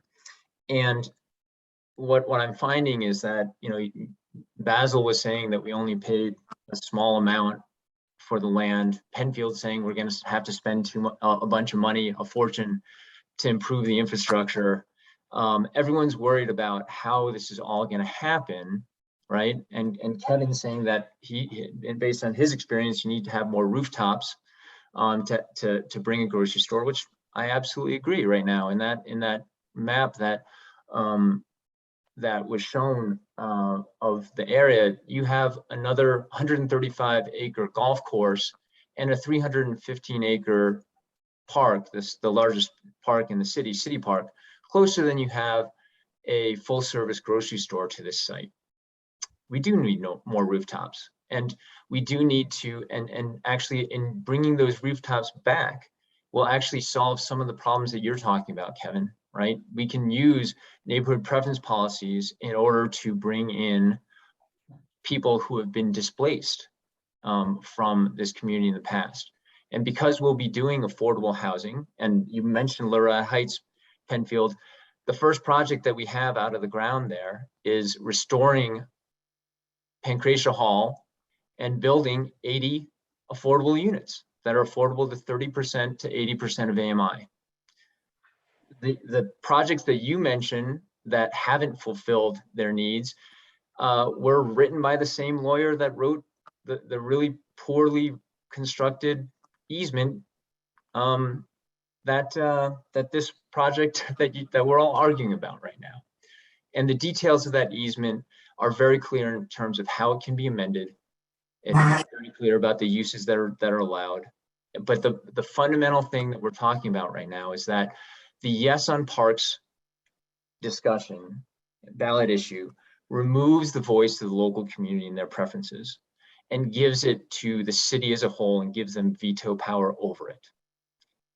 All we are doing is saying that that should not happen and that the local community should actually have the loudest voice here. It's the right appropriate thing to do from an equity standpoint. It's the appropriate thing to do from for a community that has been marginalized in the past. And Penfield even noted the demographics of the area and the inverted L in his presentation. We made it very clear. Right now we have a city that is over 70% white, and we have a community to the surrounding the golf course that is over 2/3 non-white. And should we be emphasizing the city's voice over a community that has been disenfranchised in the past? If you agree, yes, we should, then you will vote for yes on parks. If you disagree with that, you would vote for Empower Northeast Denver and give a voice back to the local community. And I don't care what alternative facts you guys want to put out there. Our initiative does not change anything with regard to the easement. We are honoring those words. We are honoring how it will work. And you will still need to go through an entire planning process, and the city council will still need to make a decision as to whether or not the conservation or what you're calling a conservation easement, whether the easement will be lifted or amended in the future based on legally binding agreements with the city and with the community. So we understand that you guys may not trust words right now, but through the planning process, there will be legally binding agreements that will be in place. You guys have all signed them, you've all seen them, and we think that those will be in place in addition to a community benefits agreement, which will delineate exactly what the community will receive in return for lifting that easement. And we believe that those benefits will exceed the $2 million with interest and probably multiple times that. So thanks so much. Yep. Yeah, Ken, just as a point of clarity, can you just please identify who you're with? Sure. I'm with Westside Investment Partners, the developer and owner of the Park Hill Golf Course. Okay, and we're going to move to Colette here. Thanks, Ken. In a minute, I do want to point out one just obvious. Really quick. Unfortunately, I need to leave. So if there are any other questions for me, I'm sure the rest of the group can respond to them. But thanks so much for your time this evening. Great. Thanks, Ken. I do want to point out a clarification just for everybody that continues to bother me through this process. And regarding who gets to decide what goes on this land. This is a large parcel of land. And when it came to the East Area Plan, it wasn't just left up to the immediate residents. Those comments and suggestions was left up to this entire city. So I just want to point that out. Colette, please go ahead with your question. I think you covered it a little bit for me, Tracy, and it's been in the comments, and I totally understand what everyone is saying about this is the community's voice. However, it's making it sound as though the only community voice wants mixed use development. And that's what I don't understand. There were a lot of other community voices there that want something else. And part of the irony that I see in this, and check me if I'm wrong, but once that easement is lifted, let's say we get to that's what the community wants and they lift the easement, the community is not going to make that decision. A firm based out of Cherry Hills Village is going to make the decision on what happens on that land. You can say all you want about, we want to hear the community, but if we have learned anything from history, that's not how that happens. So that might not be a question, and I'm sorry, but I guess my question is, how do we know that the community voice is 100% mixed use development? I think it was provided to him, but he hadn't read it. Hey, Maria, you got to mute. Sorry. Hey, Tracy, can I make a comment? Yes, please go ahead. Grocery stores. All right, I brought up the grocery store because basically the grocery store's been the golden cookie they've been dangling in front of everyone. And they only use part of my context, which is that it's about rooftops. It's also about medium family income for those rooftops. And the current medium family income of households north of MLK and Northeast Denver do not meet that requirement. So the grocery stores will not come in until it gets gentrified. So them saying we'll bring a grocery store, blah, blah, blah. It's a bunch of bull, to be honest with you. I tried to do it. I was a developer. I tried to bring a grocery store to make it a community work.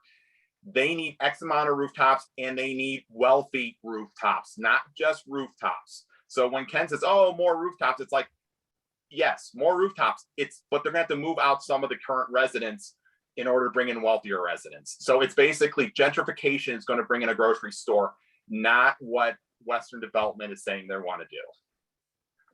All right, thank you, Kevin. And I don't see any more hands, and I am going to call it at that. We do have a proposal at the end of the evening. I'm asking the board to stay through this meeting. Please do not drop off. But Stephen, you are here, I believe. Are you still here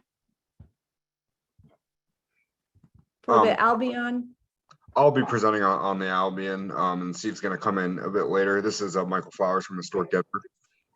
Okay, great. Go ahead. Sorry, I didn't have that in my list, Michael, so I apologize for that, but please go ahead.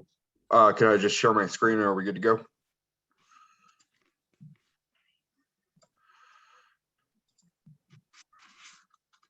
And while Michael's getting that, I'm actually going to intro this and say hi to everyone. I'm Annie Levinsky. I'm the Executive Director of Historic Denver.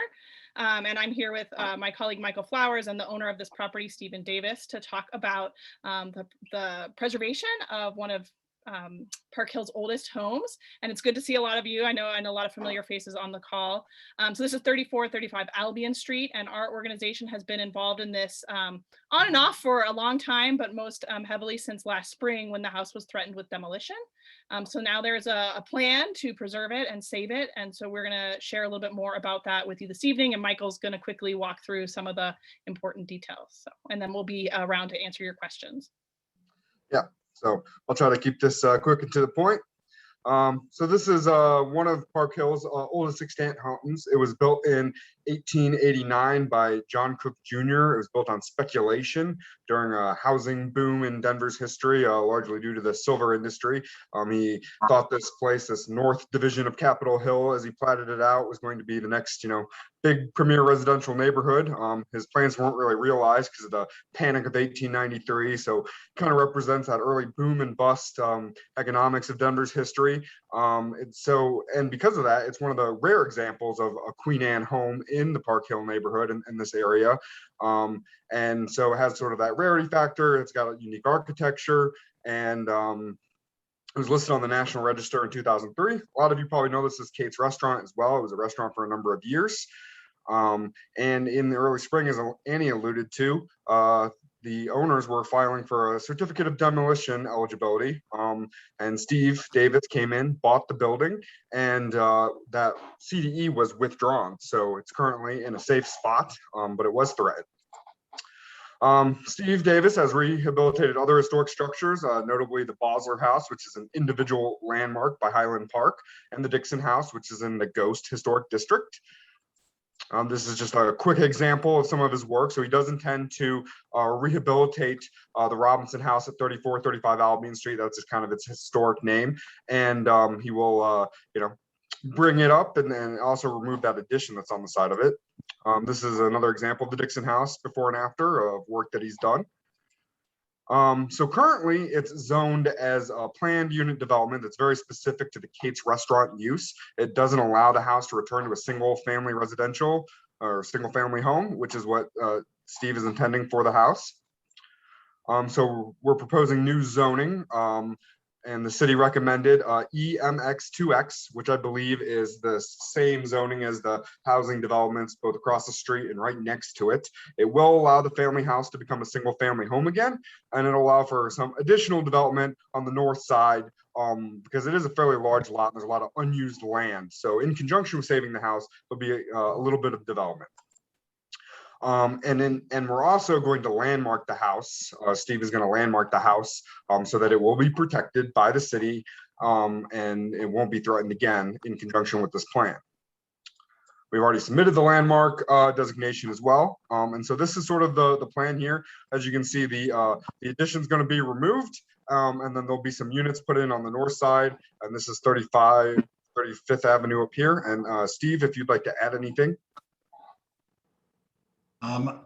Just that they're going to be similar to the surrounding units that were built recently along Albion Street. 2-bedroom, 2.5 bath units with 2-car garages facing the Park Hill Golf Course or whatever it's going to be. And that's really it. We're proposing the zoning change. We'd really like the community support as well as the Greater Park Hill Community Board support. This plan is going to save one of the oldest houses in the neighborhood, and Historic Denver is supportive of the effort. Great. Are there questions? Yeah, Tracy, can I ask a question? Yes, please do. All right. First of all, anytime you're saving an old house, I think the entire community is in favor of that. This is a great thing. Question: I believe it's called the Bosler House. Is that the one I'm thinking of? The one over on the west side? Yes. Okay. You were not the developer who had it, who let it fall in disrepair to try to get it condemned, correct? That was the prior owner. Okay, just wanted to make sure because no, Steve is the savior of that house. Wanted to make sure. So basically you want to keep the house, but in order to justify keeping the house, you're going to throw in another row of, and no offense to you, questionable townhouses like is built to the north. And that's how you're financially justifying saving the current house. Is that what you're proposing? I'm not sure I agree with all the terminology, but I think it's, it was an expensive property to buy in order to afford the ability to save the home and develop it and rebuild the interior into a more modern home. It does require at least creating some value on the north side of the property. Okay, and just I know the house fairly when I look at it, but what percentage of the footprint, just so I can have an idea, is the new addition that you guys are demolishing in order to go ahead with your plans? We're not going to demolish any of the existing footprint of the house. No, I know.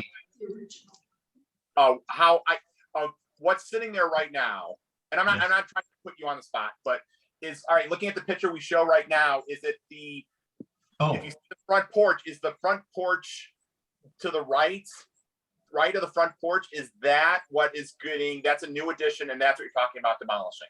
Yes, that's correct. Okay. That is correct. I just want to be clear on what you guys were proposing.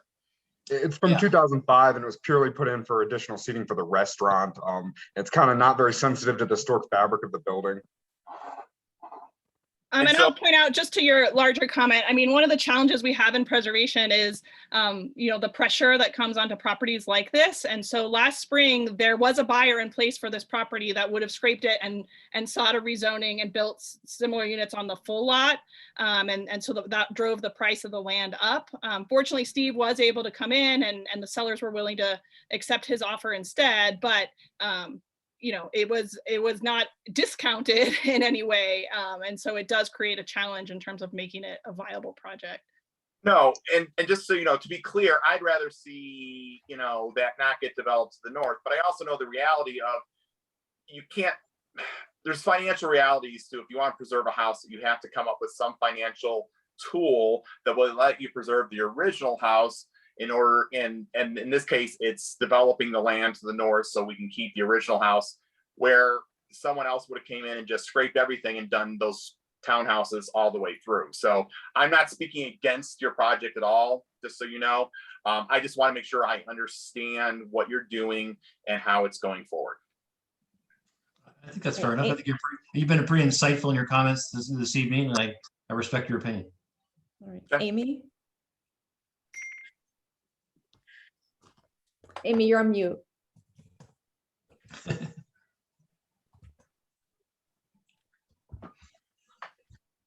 Can you hear me now? Yes. Can you guys hear me now? I called in because my audio, okay, good. Technology. Thanks so much. I just wanted to quickly, because I live super close to this Albion house, so I see it every single day. And I was really devastated when I learned that it was going to be demolished, and overjoyed. And also, Shane and some of the others who are on the historic preservation subcommittee got together and we thought, is there anything that we can do? And really, no, that we had essentially no power at all over this private property. And so it was just kind of like, I guess we just have to let it get demolished. And it was really a huge bummer. And then Steve really did save the day by coming in. And my boyfriend and I were at the gas station, the Circle K on the corner, that's right on the other side of the Albion house. And we stopped by and we happened to see Steve there, and he took us on a really cool tour of the home. And I just wanted to say it's in awful shape. It's very, very poor shape. And it's going to take an enormous effort to restore to its former glory. And Steve is up to the task. So he talked to us about his plans to put in some properties there, and just where the house is. I mean, it would have been better if the house was on the street and you could kind of wedge the properties, so that they're next to the other new properties there, but that's just not how it is. So personally, I think that, going from a certain destruction to a restoration that will accompany some additional housing, which I actually personally have no issue with. I think additional housing is great. It's a great example of infilling to create housing instead of demolishing green space, for example. Not to call back to the prior conversation, but just saying. So I personally am very supportive of this, and I'm really glad that we'll be able to see that house saved. Also, I just have to mention, it's very powerful for Historic Denver to be supporting this as well. Historic Denver has incredible integrity when it comes to historic preservation, so I would take that seriously. Thanks, That's all. Amy. Thanks. Yeah, and I just want to read a few comments from the chat, unless you have read them already. So one is, love the idea of historic, not excited about the side units. One question is, will this remain a single family unit home? Yes. Okay, thank you. Another comment, be interested to see how the original home is provided with a sense of place, front yard, entry, etc., separate from the north development privacy or development/privacy. Do you want to address that? I'm not sure I fully understand that question, but I can ask the person to unmute themselves too if they want to come in and clarify. Bernadette? Yeah, so, right now it's facing 35th. And so you're gonna build townhomes in front of it. So I'm wondering, like, how do you make that attractive to a buyer, that they have a front yard and privacy? How do they enter? They're being built on they're being built along 35th. So this is Albion. The front yard is still going to be here. And then the Okay. entrance is here. Oh, yeah. Gotcha. Okay. Okay, Sorry. my orientation was different. I was thinking the front of the house faced 35th, so. But I mean, still like providing privacy and, you know, that contrast of a historic home next to new development. And does the new development look like Stapleton, or does it fit in with the historic fabric? Bernadette, I think it's an excellent question. And I think it would be foolish not to have the new development, if you will, not fit in with the existing historic home. That's really what this whole project is based upon. Okay. I do think the historic home and its siting, you know, it sits on about 7,000 square feet of land. So it's a fair amount of land. It's going to have a really nice front yard, has a very nice side yard, and we'll be adding in a new, you know, sort of historically appropriate garage in the back. I think it's going to be a nice facility. Okay. I mean, I was just noting with the development with I-70, I often get off of I-70 and meander through the side streets to get home. And I just noticed that, you know, like, why the heck the developers in Curtis Park, not entirely 100%, but in general, they seem to be sympathetic to the historic fabric of Curtis Park. But then I don't see that in Park Hill. I don't see that on Fairfax Street between 28th and 29th. And I'm like, why didn't we get that? And you know, and I'm just complaining. Although Bernadette, I think there is a technical answer, which is that Curtis Park is a historic district, and so the infill has design guidelines. And oh, Park see, Hill is not. And never mind. I mean, not never mind, but and that's why we tried to do something about that. So. Okay, I think Shane has a question. Yeah, it's not really a question. It's more of a comment. It's just, I just want to say that this really is what I think is the best possible solution, because I mean, I was involved in this in last March when it was for sale, and I was actually trying to get a group to actually file for potential designation, and it was, and even if we'd done that, we probably, I mean, hostile designations are almost never successful.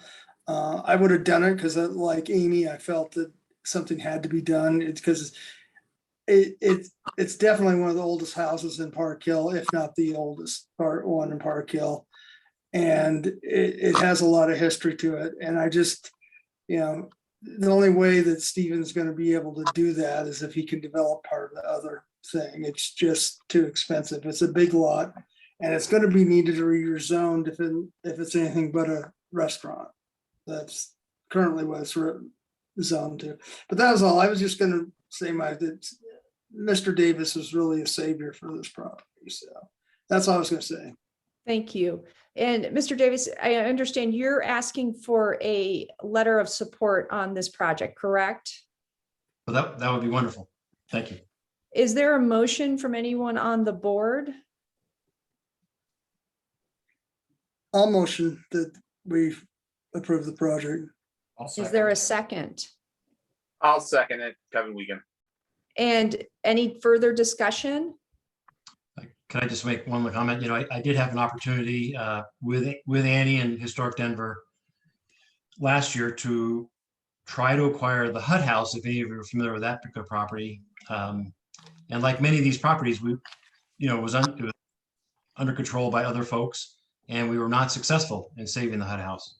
And there have been 2 or 3 other homes like that. So once these are under control, and they usually go the way of demolition. And I'm very happy that we're able to get this one under contract and have an opportunity to reconstruct this home on the interior mostly, and make it a super nice place. Great. Thank you, Stephen. Any other discussion? Yeah, Tracy, it's Lisa. Yep, Lisa, go ahead. Just a quick thing. I'm fine with this. But I did want to point out that Lana and Bernadette and I worked last year pretty hard to come up with the process for how we would provide adequate notice to our board and present materials well in advance before we're asked to do a letter of support and things like that. And I feel like we're kind of skipping that process again. I just want to mention that again so that maybe we can review that and start to try to follow that a little bit more. No disrespect to Mr. Davis, he wouldn't have known that, but I think we were supposed to ask for that from our end. Lisa, just for clarification, did these not go out to the board prior to the meeting? I think we got them on Monday. Okay. Mr. Davis, when do you need a letter of support by? I defer to Annie Levinsky on that one. I'm sorry, I misunderstood you. Can you say that again? I'm not certain. Okay. Maria, you have your hand raised. Please go ahead. Yes, the policy that Lisa's talking about that's something, I didn't think there was a board vote on that. I understand that there was a suggestion for a process, but I thought it was shelved earlier this year.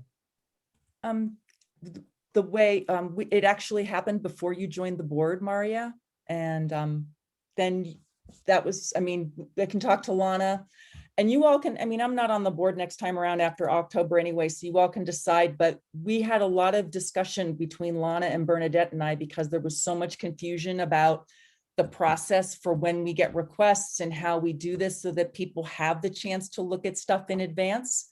And people have a chance to even ask as the district person to ask the people in the immediate neighborhood how they feel about it. And I'm not opposed to doing this. I'm just trying to remind us that we took a lot of time.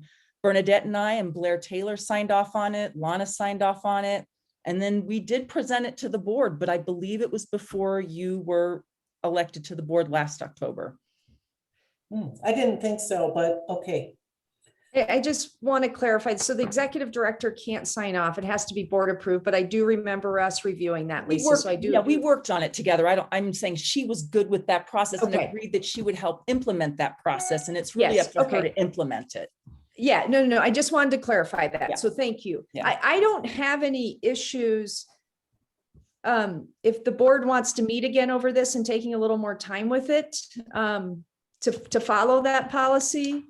I don't necessarily have an issue with voting on it this evening either, but I do want to be mindful of what Lisa did bring up, and that is accurate. Amy, you're asking the letter of support just needed by next month. So if we could get this, go ahead, Lisa.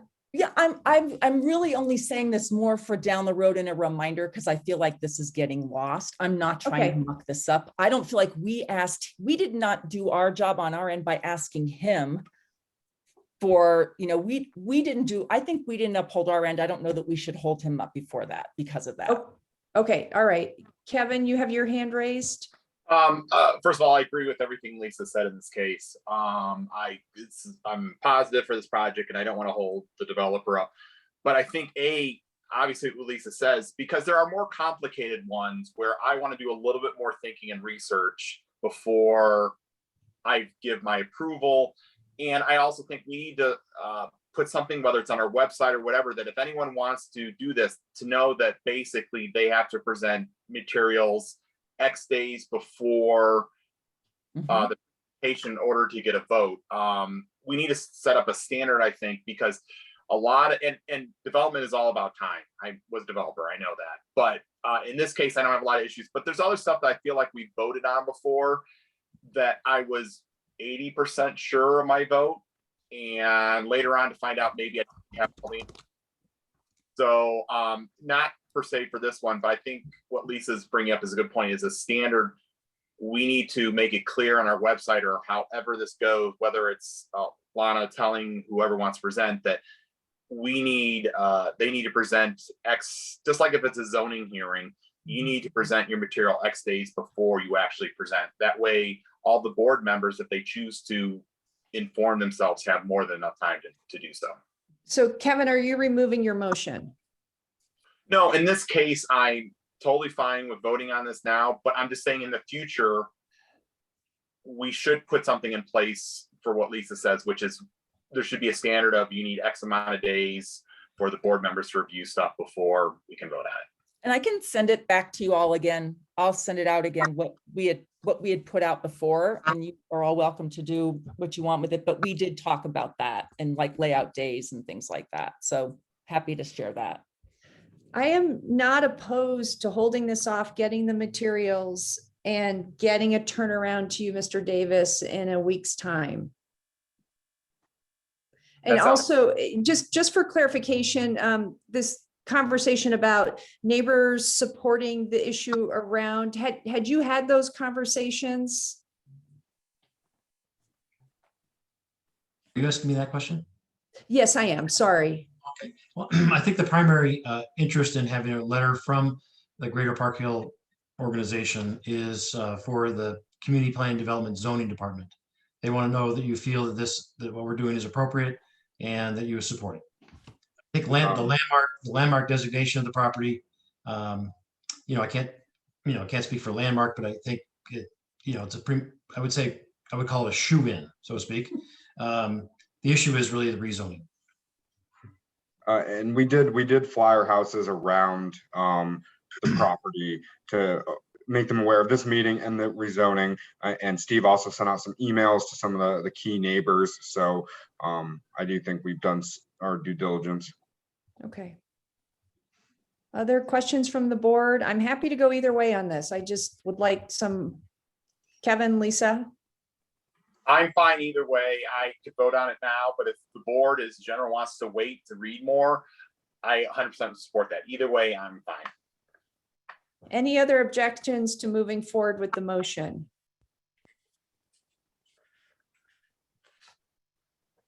All right, so then I'm going to go ahead and move forward with the vote. Okay, I'm just checking the chat also. So the motion is that we approve the rezoning of this piece of property and the preservation. If I'm stating this incorrectly, please correct me. The preservation of this particular property. Landmark designation. Landmark designation. Okay, thank you. All in favor? Before we vote, just really, I want to make sure I'm clear what I'm voting on. So basically what they're asking is preserve the original house, not the addition. And we are approving that. And we are also saying we have no issue with building townhouses on the northern half approximately of the property. That's what our recommendation would be, or acceptance or whatever would be, correct? I think it would be just relative to the zoning that's been recommended by the city and that we would accept. Whether it's a mixed use zoning, so I can't, my intent is to build the townhomes. But does the zoning, is part of the zoning approval based on the fact that you have to keep the house? Yes.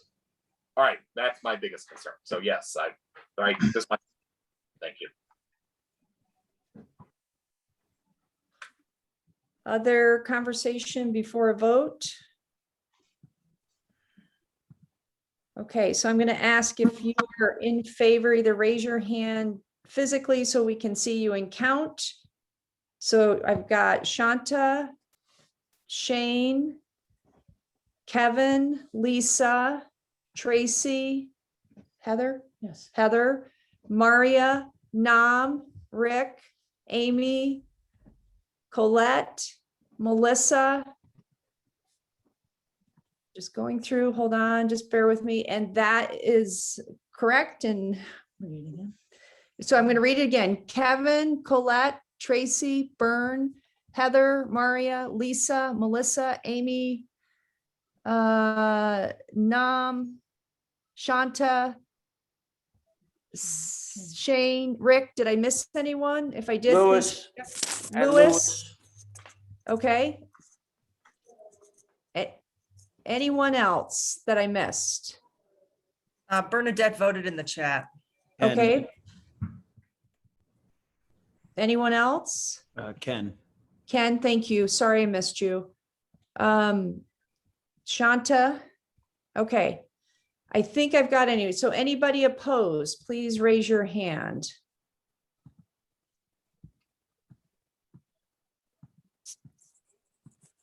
I do not see one. Okay. Any abstentions?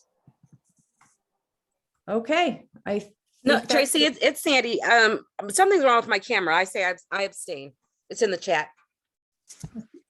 Okay, thank you, Sandy. Okay, so then we will get a letter of support together. Bern, are you able to help me with that? Or Shane? Yeah, I can help you. Okay, that would be great. And I apologize, this meeting's going long tonight. We've got one more presentation, and I'm sorry to Kate, are you here? If you are, please unmute yourself. So Mr. Davis, we'll get you a letter in the next several days. If you don't hear from us, please just ping me at chair@greaterparkhill.org. That would be appreciated. I thank you for all your time, and if you have any interest, stop by the property, and then you can get the same tour that Amy received. It's a fun house to see. Okay, thank you very much. And thanks for saving that house. Greatly appreciated. I Okay, agree. so I don't hear Kate coming on. So we have open floor. Any comments? And then Amy, I know you have a resolution you wanted to present this evening. Yeah, I also wanted to just mention quickly about the breakfast burrito event. Yeah. Oh, thank you.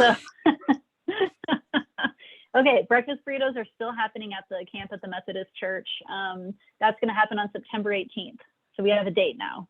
So I'll follow up with more details, but I just wanted to slowly but surely incrementally let you know that's happening. And Shane donated to the cause. That's awesome. If you want to donate directly to GPHC to support it, that's cool.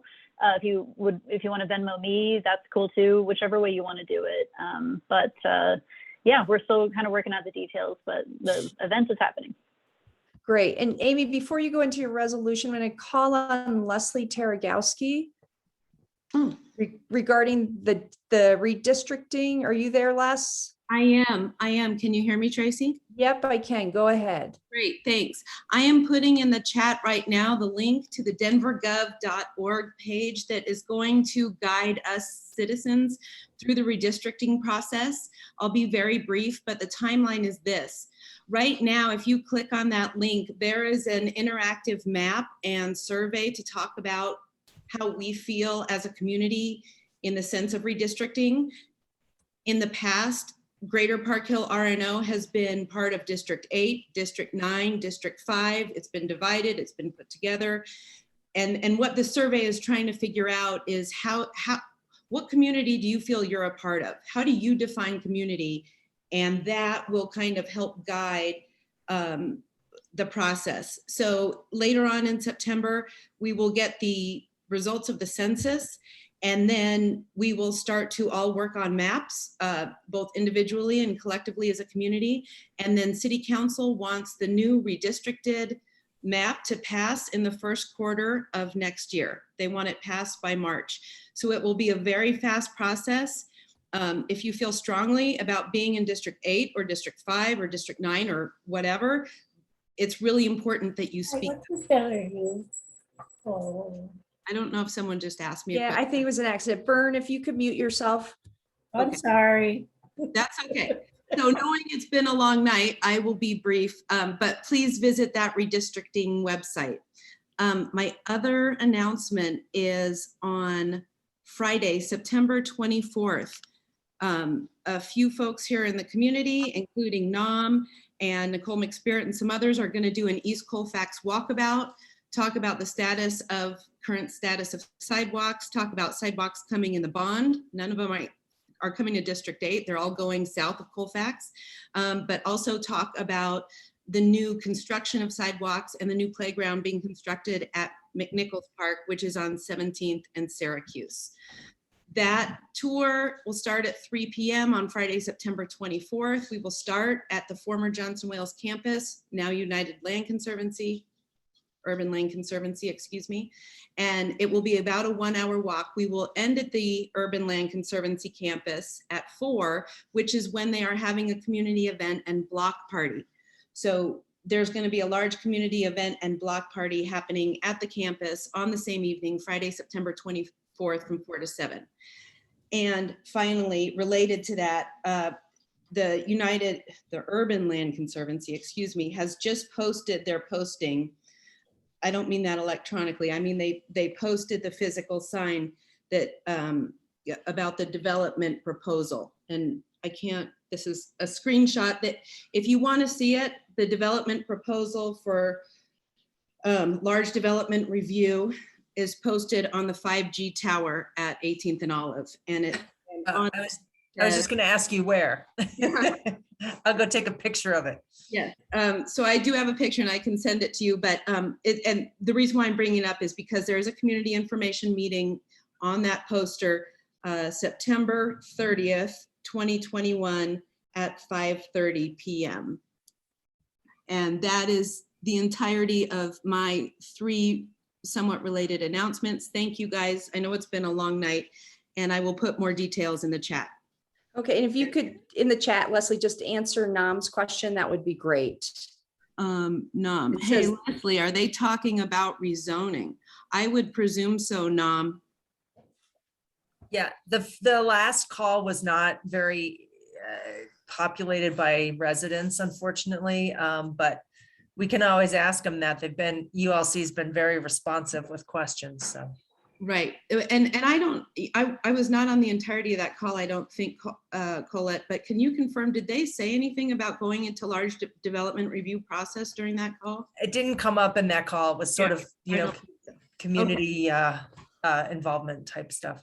And sorry to jump in, but am I correct in understanding that process only comes into play if you're talking about rezoning, right? I mean, It's my understanding that why would you start the process if you weren't seeking a rezoning? Right. Right? Yeah. But what it is, they're going to have to, I think. I don't think there's any way you couldn't. Well, I did ask Annie Levinsky to stay on the call, and I don't know if she's still on, but one of the things they did talk about in the community call last week was that part of that campus is covered by a conservation easement. And I don't believe it's with the city of Denver. I believe the conservation easement is with Historic Denver. It's with Historic Denver. I don't, Annie's still on the call and I'm wants still to make here. a comment. Oh, go ahead, Annie. Sure, yeah, thanks, Leslie. Happy to stick around a little longer. So yes, we have a conservation easement, but only on what's historically known as Treat Hall, or more recently has been known as Centennial Hall. So it's the central oldest building, and it'll be the building used by St. Elizabeth's. And that just protects the exterior. And, if they make exterior alterations, we review and consult with them. I have been in conversations with some of the other users and developers about some of the other historic buildings. And there is plans for, most of those dormitory buildings to be used for housing. And, for now, at this point, I've been very pleased with what I'm hearing about that from that direction. I do not specifically know the answer to the question about rezoning. It has not been brought up to us, and it may not be necessary for the adaptive reuse for housing of the buildings that have been dorms because it's a compatible related use. There could be other things that I'm not as aware of that would trigger that. So it's certainly something I can find out as well and share back to you all in an email. And Annie, I thought when I talked to ULC that they said the quad was protected, but maybe not. Maybe it is just Treat Hall. It's not protected by our easement. I know there's been some discussion about how to potentially protect it or incorporate it into a plan. And there is interest in, for example, National Register listing of other buildings, which isn't exactly direct protection, but is a step towards it. So I think in general, there's a lot of interest in preserving the open space as well as, many of the buildings. Yeah, it seems to be, so. Yeah. Great. Kevin? Well, first and it's been answered. I wanted to make sure that we are talking about Johnson Wales campus. So where are we? So I guess I'm a little lost with it. is there a developer who has purchased the land or the development rights or something? Is there a financial entity that is planning on redeveloping the property? Just to make that clear. It's split. It's so Denver School of the Arts is taking the western half from Pontiac to the west. And then Archway Properties is supposed to have the 4 dorms on the northeast corner. Treat Hall, which is what Annie was speaking of, which is the main historical building, is St. Elizabeth's School, which is K-8. Okay. And then Denver Housing Authority took the 2 dorms on the southeast end for what is supposed to be affordable senior housing. And then I can't remember the name of the outfit that took the kitchen. So to be a community kitchen. So, and not that I expect neither of you are responsible for answering this question, but is someone going to come and present this to Greater Park Hill? Do you know? I mean, like I said, this is not your responsibility, but do you know if someone's going to, so we all understand that as board members of what is planned to move forward and how we're hoping to help the community? I was going to ask them to. Okay, I think that I would personally like to see something to make sure that it's a development that works as well with the community as for-profit development, that it's a balance. I mean, just speaking from the district that I represent, which is that district, it's people are pretty happy about it. They're pretty excited about it. Leslie, you're close by too. I would point you to, there's a article on the front porch from August 1st, the August issue, that talks all about what's happening there. And Kevin, it might be interesting to point out all the parties on the housing side, so besides DPS, have been working through the Urban Land Conservancy, which is a nonprofit. So it's not a for-profit developer in the same sense as some of the other open campus sites. All right, cool. Thank you. Thanks for staying around, Annie. Thanks, Leslie. Appreciate it. Thanks, Tracy. Thank you. Sorry, Amy. Hi. Hello. All right, everyone. It's been a spicy meeting tonight, very spicy and passionate. And, you know, you got to step back a little bit and you love to see it. You know, that's why we're all here, because we all really, really, really care about what happens to our neighborhood. And I think we all have the same wish, which is to do the best thing that we can for our neighborhood. So thank you all for being here and for everybody's contributions tonight. Anyway, I just wanted to lead with that because, you know, this is one of those tough issues. And this is where historically GPHC needs to take a stand. There's a stance that needs to be taken on these 2 dueling ballot measures, the Yes for Parks and Open Space, and the ballot measure proposed by Westside that would neutralize the Yes for Parks and Open Space ballot measure. We have an annual meeting next month.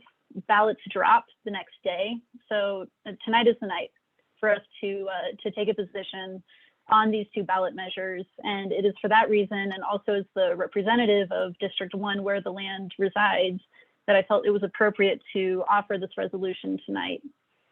My resolution asks the GPHC board to adopt a position in support for Parks and Open Space, for the Yes for Parks and Open Space ballot measure, and against the Westside ballot measure.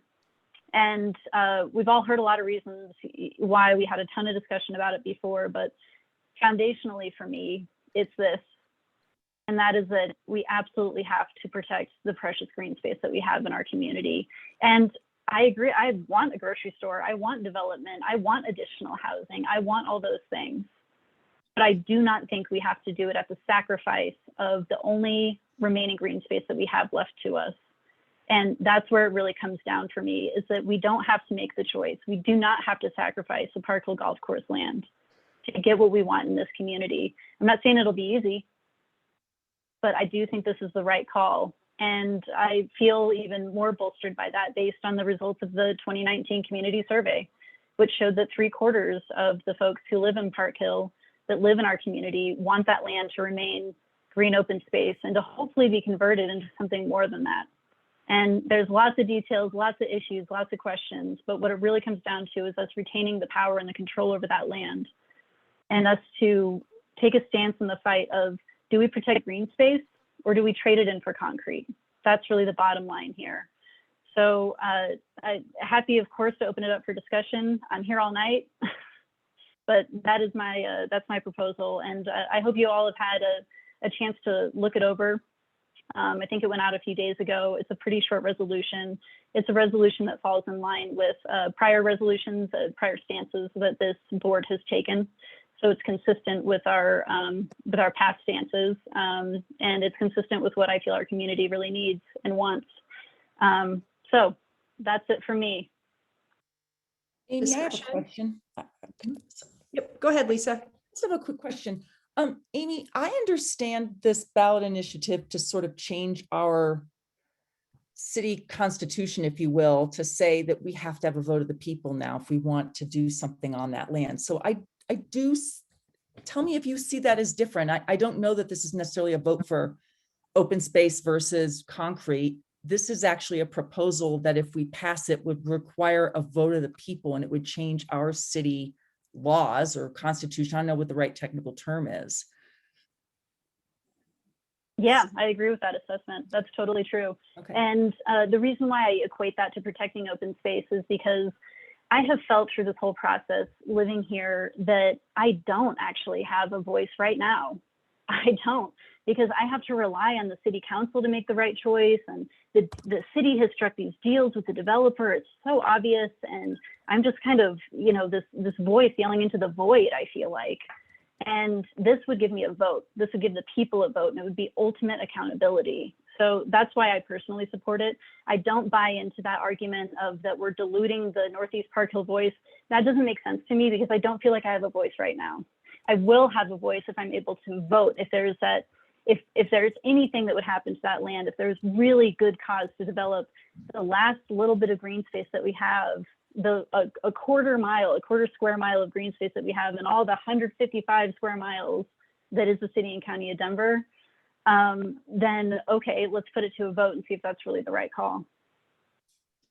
Right, Mark Marshall, you have your hand raised. Please go ahead and unmute yourself. Yeah, thanks. Since the discussion's reopened here, I'd have to beg to differ that this is the only green space. We're a mile away from City Park at this site. And City Park is a tremendous amount of green space. I live in the Park Hill neighborhood. And I think that while we are saying that it is imperative that we save green space, I'm all for preserving some of the open space. We've got an affordable housing crisis now. I work in affordable housing, work with Rocky Mountain communities. We do not have a financial interest in this development, nor do I personally. And I think that it is, it's short-sighted to say that we should only look at this as open space. We need to look at opportunities for people who live in this neighborhood. I know the gentleman earlier was saying that gentrification is bound to happen. There are tools that we can put in place. I formerly worked with Urban Land Conservancy. We used the land trust model to ensure that neighborhoods remain affordable in perpetuity, just like the development you're talking about at Johnson Wells. We did this across the city or across the metro area. And there is an opportunity to look at affordable housing and preservation of land to ensure long-term affordability and to create land trusts for people who live there in the community now to not be displaced. So there are a lot of tools out there that will allow for the addition of affordable housing. I think the most offensive thing I heard tonight was that you have to have a certain income to get a grocery store. That's offensive to me because what it's saying is you have to be rich to have you don't deserve a grocery store if you're not of a certain income bracket. That's very offensive for me. And to the extent that I look at Mount Bello, Freshlow, I would say they don't have much of a different income bracket than the Northeast neighborhood, Northeast Park Hill neighborhood. And they got a grocery store development that is underway now. It's approved for tax credits and it's underway. So there are tools to make these kinds of developments happen. And I support affordable housing going on in this development. And I think it's not an either or. We can have green space and we can also have housing, grocery stores, amenities for youth. It's like, why do our kids not have a swimming pool in the neighborhood? there are all these possibilities that we can bring to this neighborhood by not shutting it off and saying we need more green space. And I am totally, I'm not against green space, but when people are struggling to have housing, I think I would put people in front of open space. All right, Mark, thank you. Kevin, you have a comment? Mark, I was the person that said that. My job is I actually do affordable housing. That's what I do for a living. So do I. And so my point of that you were offended by my comment, that was obviously not the intention. It's more the reality. It's the economics of grocery stores. It's not saying it's morally right. It's morally repugnant, to be honest with you. But the reality of grocery stores, whether it's a King Soopers or a Safeway or Trader Joe's or, you know, any of those companies, is that that's what they need in order to put a store in. I find that repugnant that they basically don't think they have a requirement to serve the community. So I'm not, if you're offended by that, I'm glad you're offended by that, but please don't be offended by where I'm coming from. I don't think it's acceptable. I think it's repugnant. But the reality is you cannot get a Safeway or King Soopers or any one of the multinational chains to put in until also you have X amount of rooftops at X amount of median income. And I feel like this whole, we're going to put a grocery store in is great. It's a dangling little thing by the developer saying, hey, we're going to put a grocery store in. You're not going to be able to afford to live in the neighborhood in 3 years and not get, you're going to get the grocery store for a couple of years and then it's going to go away. Because then all the yuppies are going to move in. It's going to be gentrified. I'm anti-gentrification, but my whole point is they're promising something that makes it you think that gentrification is not going to happen. It's going to happen, and then developers benefiting from us giving them land is not going to help gentrification. It's only going to speed it up. That's my point of view. Are there other comments?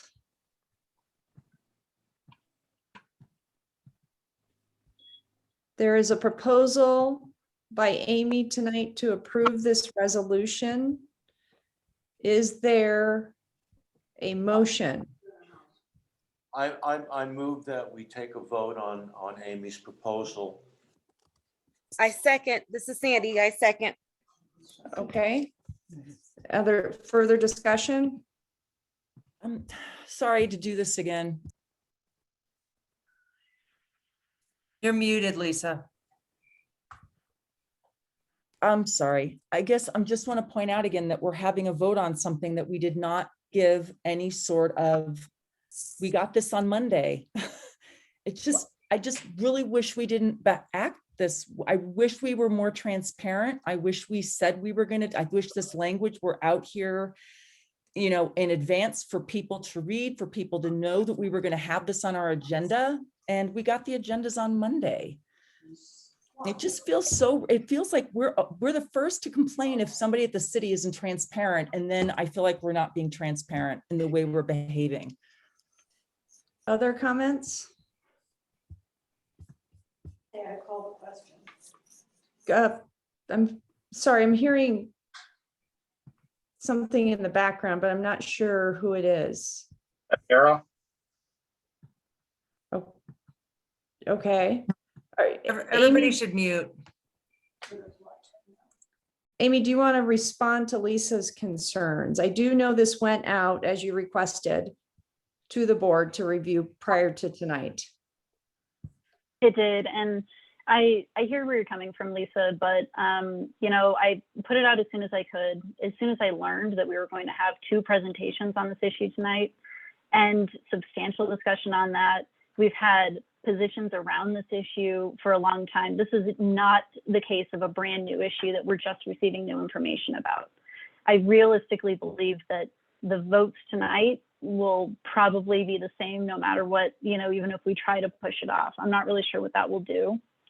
It was a 2-page resolution. I think a few days is enough time to read that to prepare for the meeting. So in this case, I do think that there was enough notice. And I think we were fully transparent because we sent out the materials beforehand. It wasn't sprung on us like some things have been. Like, for instance, I remember there was that issue that Councilman Herndon wanted us to support that safety initiative on East Colfax to add policing. And I was really uncomfortable about that because I was just hearing it for the first time. I had a bunch of questions about it, but I kind of felt like, ooh, I'm under pressure here. They have to have this vote by tomorrow, so I guess I better vote on it. But I purposely tried to craft this so that it was received with advance. And because of the foundation of discussions that we've had on this issue, I really don't think it's taking anybody by surprise. I would add to what Amy said that basically this topic has been discussed either every meeting or every other meeting for over the last year. So it's not a new topic. Us voting on it may have only come up as of Monday, but we have been discussing this as a board for well over a year, if not significantly longer. Other comments?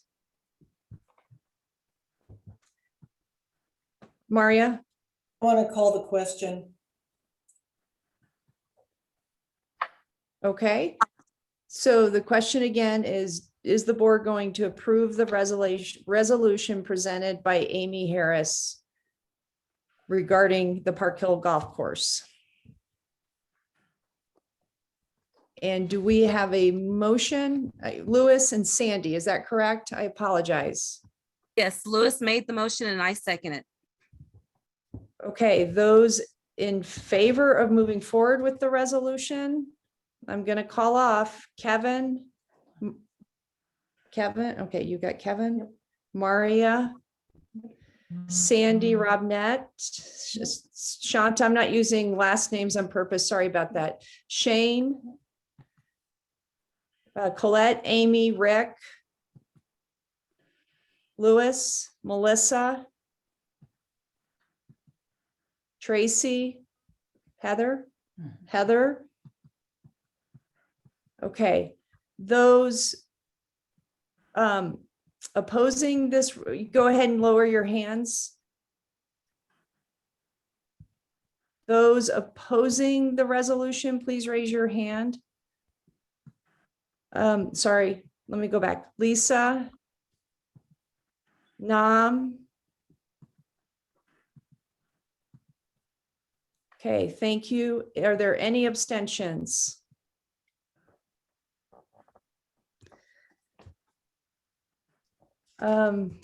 Ken, are you still on? Yeah, I just don't know where I'm landing right now. I'll be honest. I mean, Okay. I'm more of why can't we break it into thirds or fourths and do a little bit of everything, but I know that's not the conversation right now. So I'm just gonna learn a little bit more and continue to decide where I land. Okay, Ken, thank you. And did I capture the entire board's vote? Or do I need to read it off again? I have Ken, Amy, Colette, Kevin, Tracy, Heather, Bernadette, Lisa, Lewis, Maria, Lissa, Nam, Rick, Sandy, Shane, and Shanta's votes recorded. Did I miss anyone? Okay, the resolution passes. Amy, if you'll follow up where that's going to, that would be great, or we can talk tomorrow where it needs to be sent. Are there other community comments? Otherwise, it's been a very long evening. I'm not discouraging somebody to speak up, but we are 2.5 hours into this tonight.